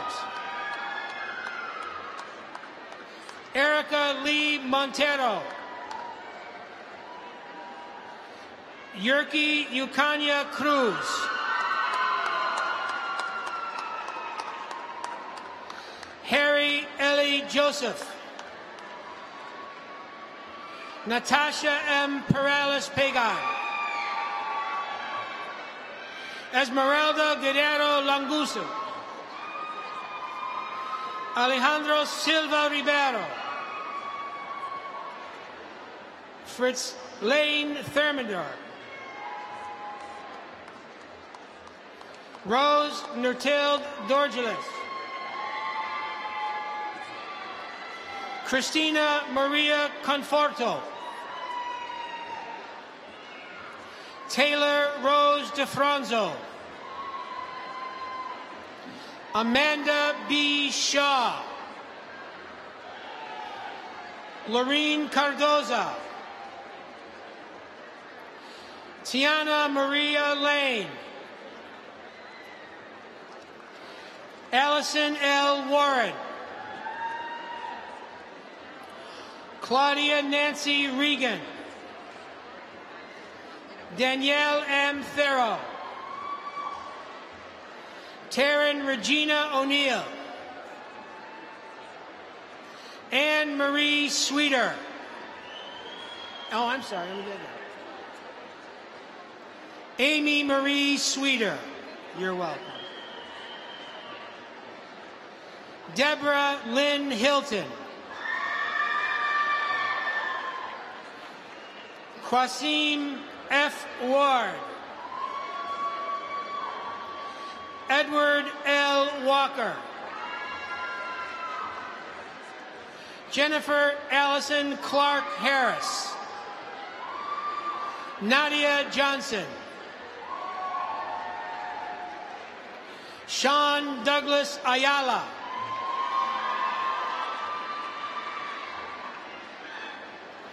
Rachel Savannah Felipe. Alicia Deacon. Torley A. Washington.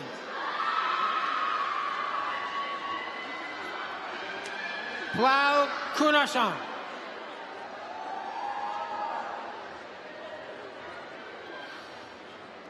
Jitya Likasab.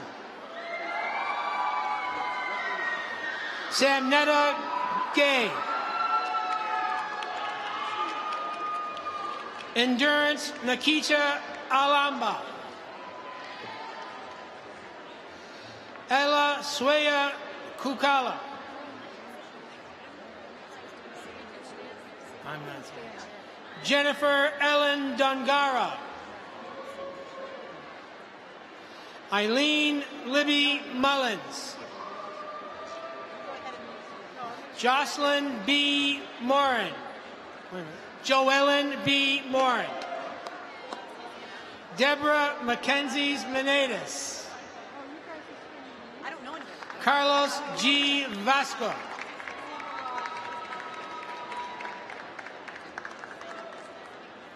James E. Glynn. Richard D. Bertucci. Marion Balatka. Kofi Frimpong Anina Kwao. Tanwir Hussain. Brenda Nunez Ruski. Catherine E. Kemmerer. Cynthia W. Collin. Monette Robertson. Hamid Yataf. Mariel Maria. Victoria Lynn Furchi. Marcus Adrian Cabrias. Portia Calpurna Charles.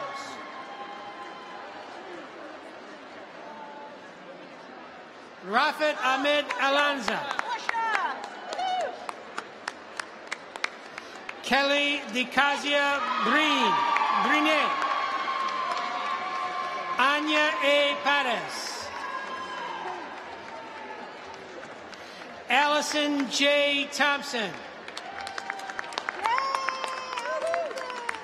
Kathleen S. Verna. Irana Schvetz. Margarita Monares Barker. Vera Galukina.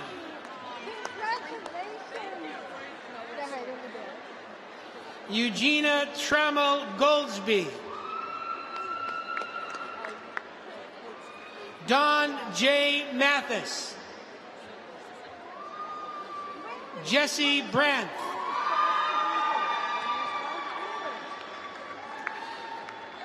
Grace Kimmerich.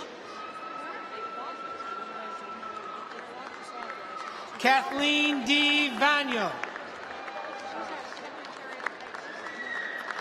Christina Beatrice St. Fleur. Rhea Schweper. Mark Hicks.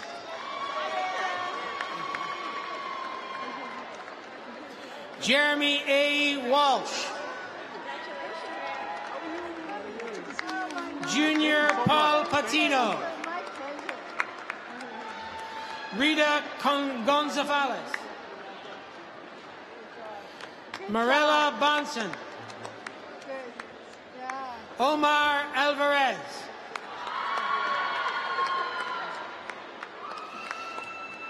Bernarda M. Garcia Rosario. Mohammed Jamil El Omari. Andre Morley.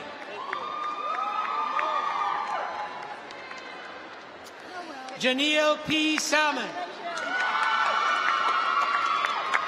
Justine C. McMahon. Joanne Mercy Val. Valentine Farmung Nadi. Catherine Margaret Ross. Elizabeth Ellen Archer. John T. Thorpe. Frankie Bonet. Ming Yao Guo. Hibu Zheng. Congratulations. Thank you, Professor. Ibrahim Tolga Asil. Tamerlan Amodazar.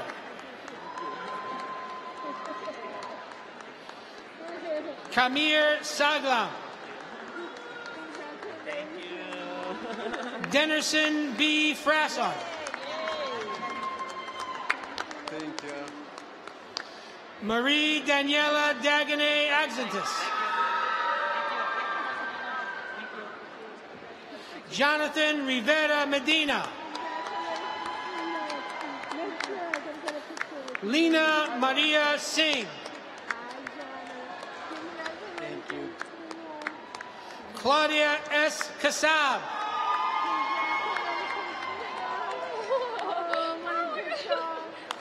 Jadapu Amijinda.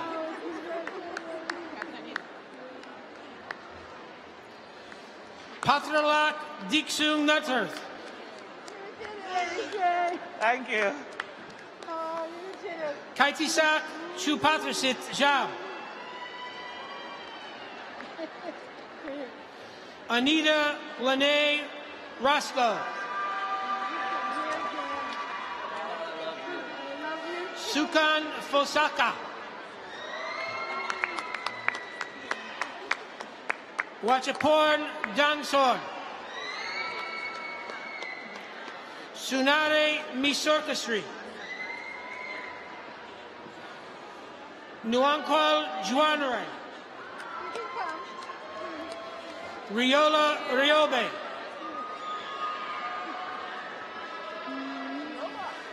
Rehorn Al Anoini. Sungchal Kim.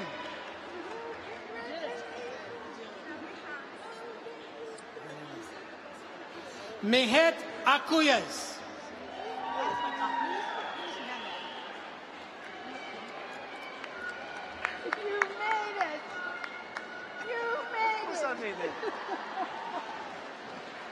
Congratulations. Thank you so much for everything. You're welcome. I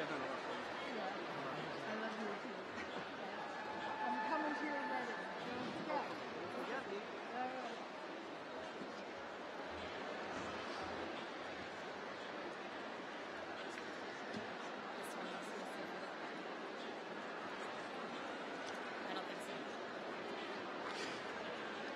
We will now present the candidates for the Bachelor of Arts in Multidisciplinary Studies, Bachelor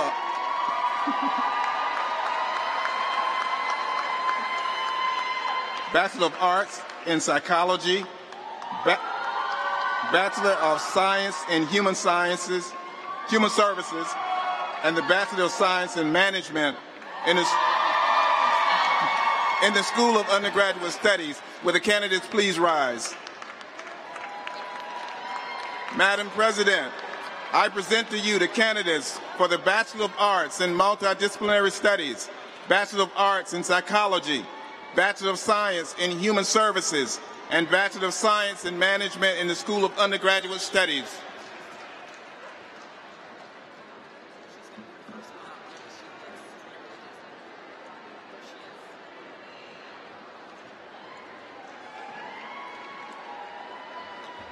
By the power vested in me by the Board of Trustees of Cambridge College, it is my privilege to confer upon you the Bachelor of Arts in Multidisciplinary Studies, Bachelor of Arts in Psychology, Bachelor of Science in Human Services, and the Bachelor of Science in Management in the School of Undergraduate Studies. I do so with all of the rights, privileges, honors, and responsibilities appertaining thereunto. Graduates, you may now come forward.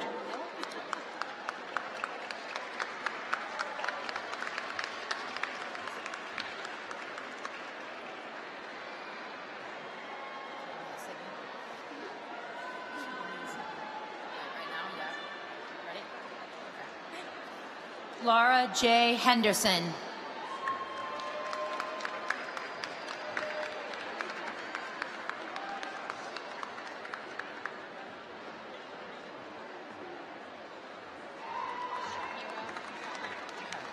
Jahaira Torres.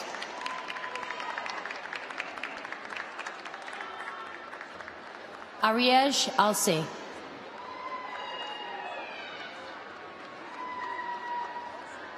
Amel Po.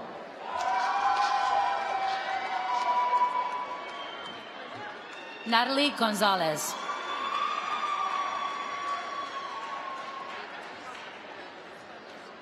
Bernice C. Pina.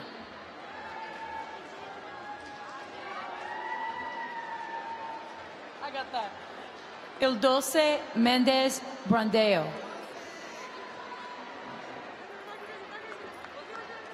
Tara Mae Richards.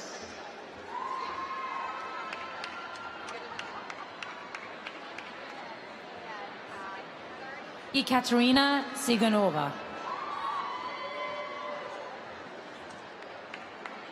Eileen Gotra.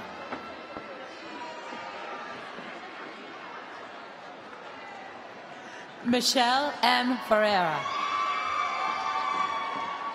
Sorry, Juan Gabriel Santos. O'Neill D. Williams. Barbara Nascimento. Lorraine S. Martins Pereira.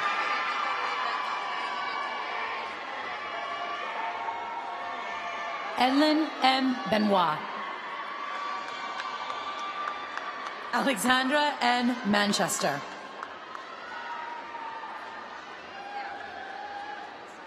Denise Y. Goldstein. Stephanie Boulot. Darlene Michaud.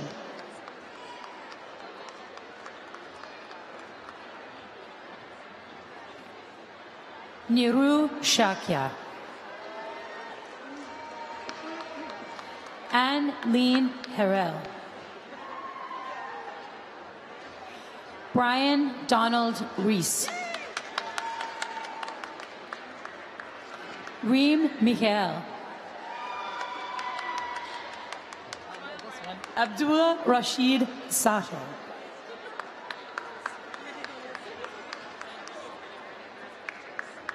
Ilya Zenobia. Gloria Mendez. Jordan R. Owens. Christina K. Compton.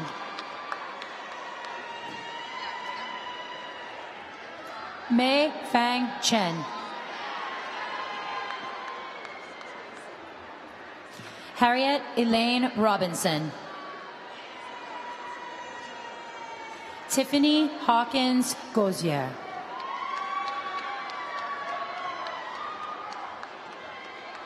Yadira Montero.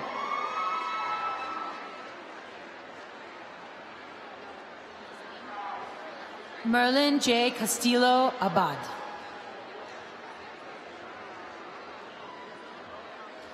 Katie I. Miranda. Anja May A. Punolos Smith.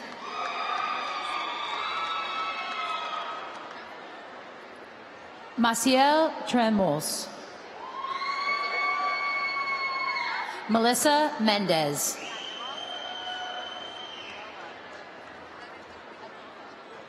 Ralph Adolphe. Tahira K. Steele. Virginia R. Zukowski.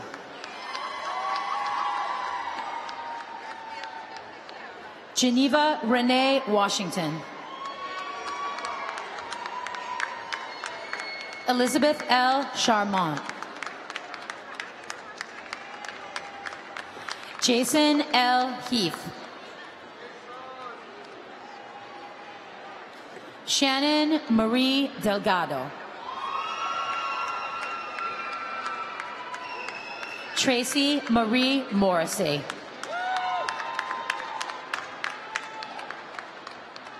Lillian M. Scarlata. Cheryl Jean. Vanessa Lynn Williams. Claude Desiree.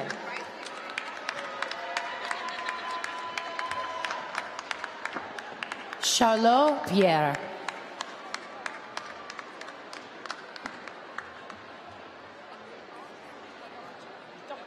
Lenuz Cherie. Shamika Latoya Wilson. Danielle Victoria Maro.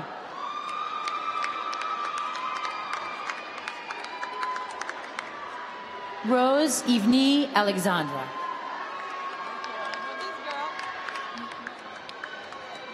Merlin Gassan.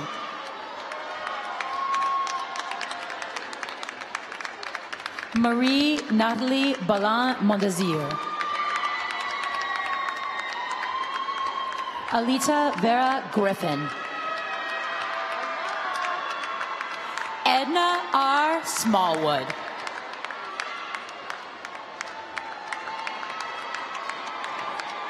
Emily Dulesky.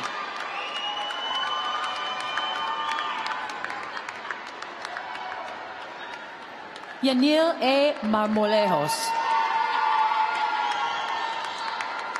Charlene Watson. Kelly Jean Santiago. Maribel A. Adams Umpierrez.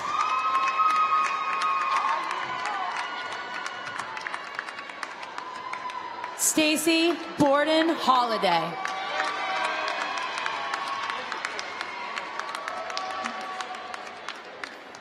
Peggy Montlewis.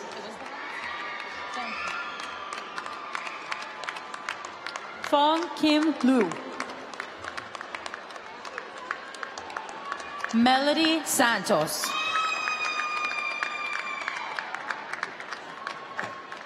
Christopher Lyric Owens. Cassandra L. Summers.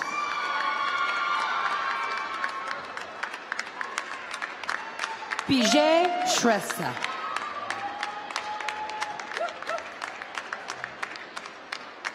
Kamana Pendit.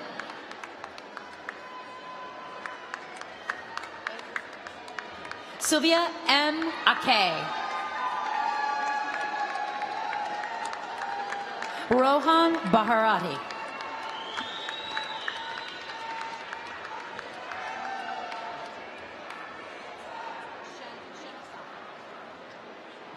Ismet Y. Shenoshak.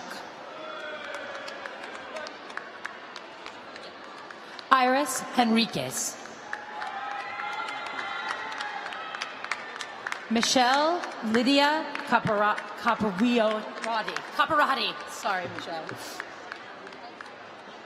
Arlette Rondon. Fatih Sachli.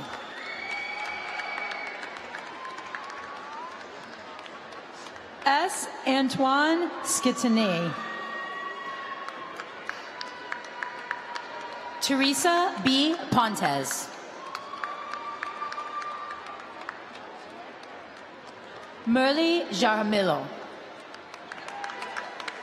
Hi. Cindy Vanessa Hernandez. They're surprising me. Volkan Sarpar Senir. Ahmed Kasim.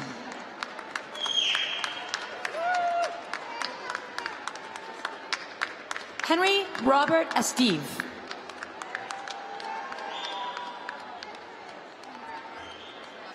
Fabiola St. Hubert Printemps. Francisca Acosta. Thelma Toribio Valdez. Nicole Marie Marcano.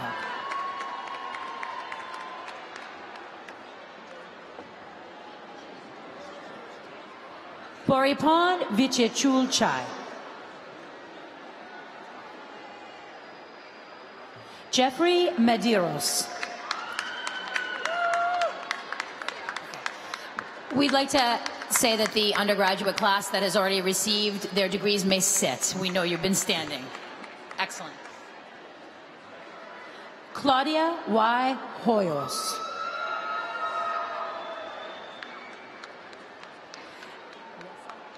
Nilsa Polanco.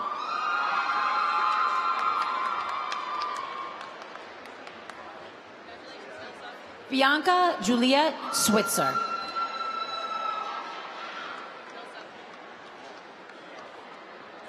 Clelia Rocio Peters.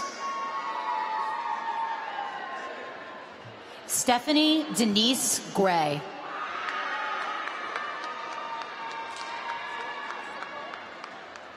Donna Sokol.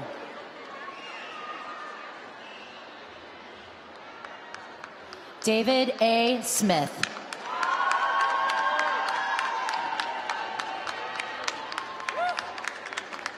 Liliana M. Patino.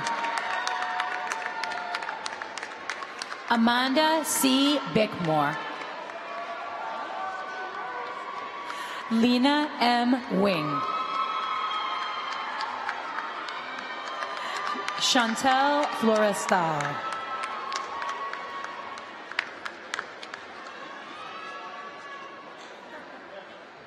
Jordana Condevonica. Anisha Kansakar. Camila Mack.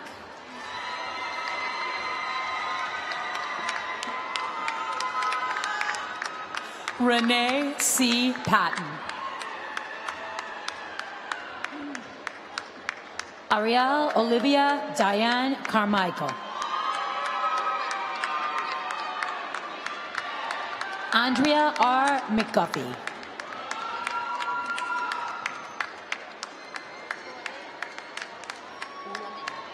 Lamin Mambank Thorley.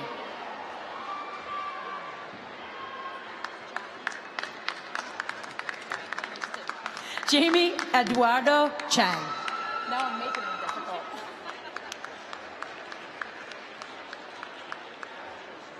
Paul Thomas Rupia.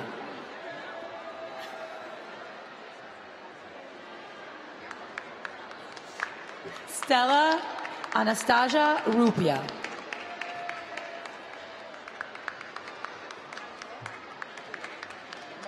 Maria Carol Redore.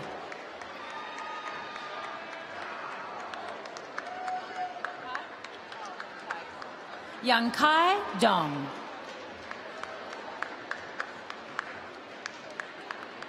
Xie Liang.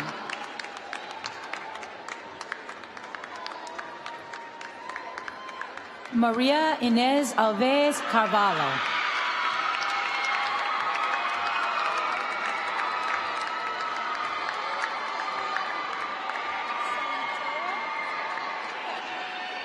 I got Mary Liza Santeo.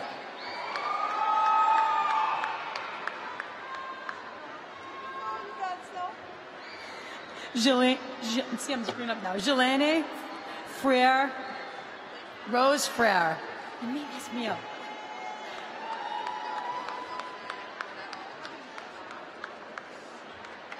Tanya Rico. The people I know that mess me up. Thank you. Denise A. Garbiandi. Thank you. Kaonabo Camilo.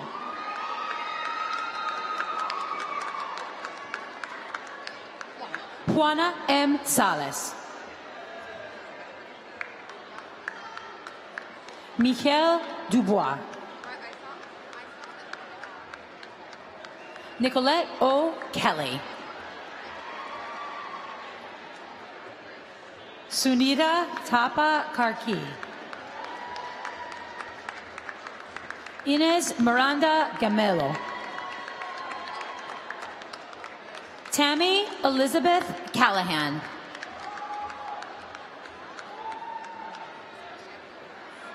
Edna Souza Dalima. Marianne Raposo.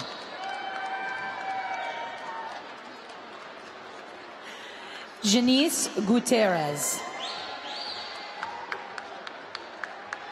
Jonathan Manuel Spang.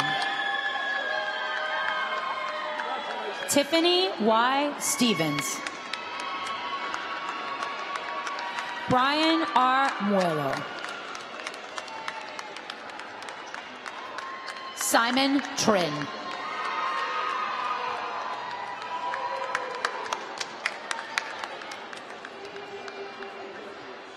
Nadej Bosket.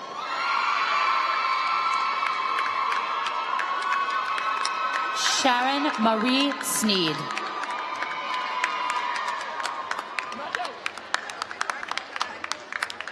Naomi Torres Medina.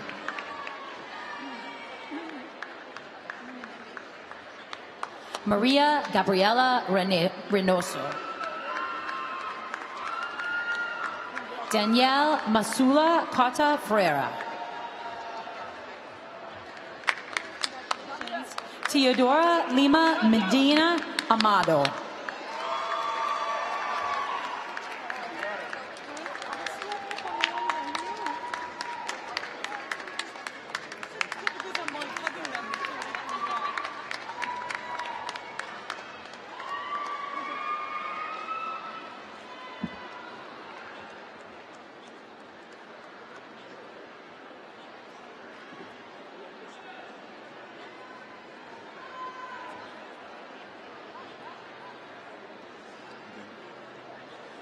Congratulations to each of you.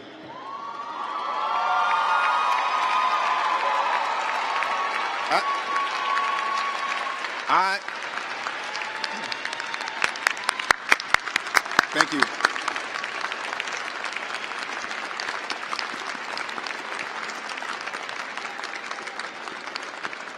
Thank you so much. I just need 2 minutes. For those of you who are the first person in your family to graduate from college, I understand the importance of this moment because I too am a first-generation college graduate. Graduates, the future is now up for grabs. The rapid pace of change can be frightening and a little overwhelming at times. The world is indeed flat, and social media and networking has changed the narrative of how we communicate with each other. Communication, collaboration, and personal branding are now all essential elements for navigating today's knowledge-based world. Who among you will seize the opportunity to take control of your future? The opportunity is here to shape our destiny by blending vision, reason, hope, and courage in a personal commitment to create a more just and compassionate society. I would encourage you to listen very carefully to the voices of wisdom and experience, the sage, community elders, your parents, grandparents, spiritual leaders, advisors, the scriptures, literature, all whose collective message distills in us to live greater than the selfish desires of the physical and the material. We have seen 21st century racism, violence against women, injustice and discrimination, and there was this thinking that things were now different. We live in a world in which there's so much to be done. Over half the world lives in severe poverty. Each morning, billions of children across the world will wake up with nothing to eat. These are not new problems. They're old ones, yet they continue to represent the evils and the imperfection of humankind. Education should inspire you to see the world differently. It should allow you to see the world beyond the superficiality of skin color, race, sex, sexual orientation, socioeconomic status, or geography. It is moving you into that wonderful space where you understand that there is no appreciable difference between you and the other 7.3 billion people on this earth. That we all seek the same things, to live our lives with purpose and happiness and self-fulfillment.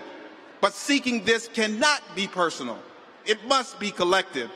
Use your talents and your skills not only to lift yourself up, but of your family and your friends and your community. I have learned that there are no virtues and accomplishments that I have achieved on my own. We have been fortunate and have the luxury of standing on the shoulders of giants. You, therefore, have the responsibility to help someone who is not as fortunate as you. I charge you, as I have charged students for now over 30 years, to take the learning of your mind to the place where the passions of your heart meet the talents of your hands, for that is the place that you will make a difference.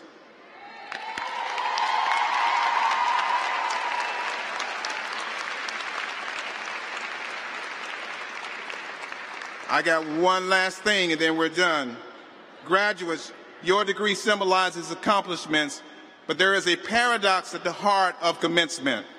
while we celebrate your individual achievements, we must also acknowledge that you did not get here alone.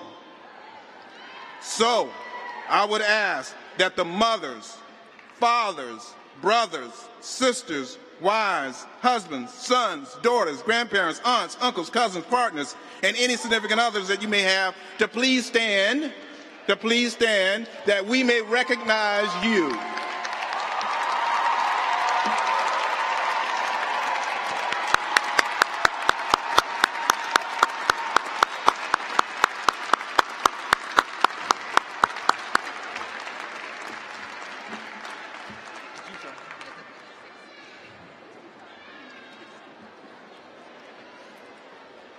Thank you, Provost Robinson. Ladies and gentlemen, we ask that you please remain seated as we conclude our commencement exercises with the platform and student recessional. After the stage and graduate seating have cleared, please join us as we celebrate the class of 2014 at the post-commencement reception tent at the rear of the pavilion. Thank you, and congratulations to you all.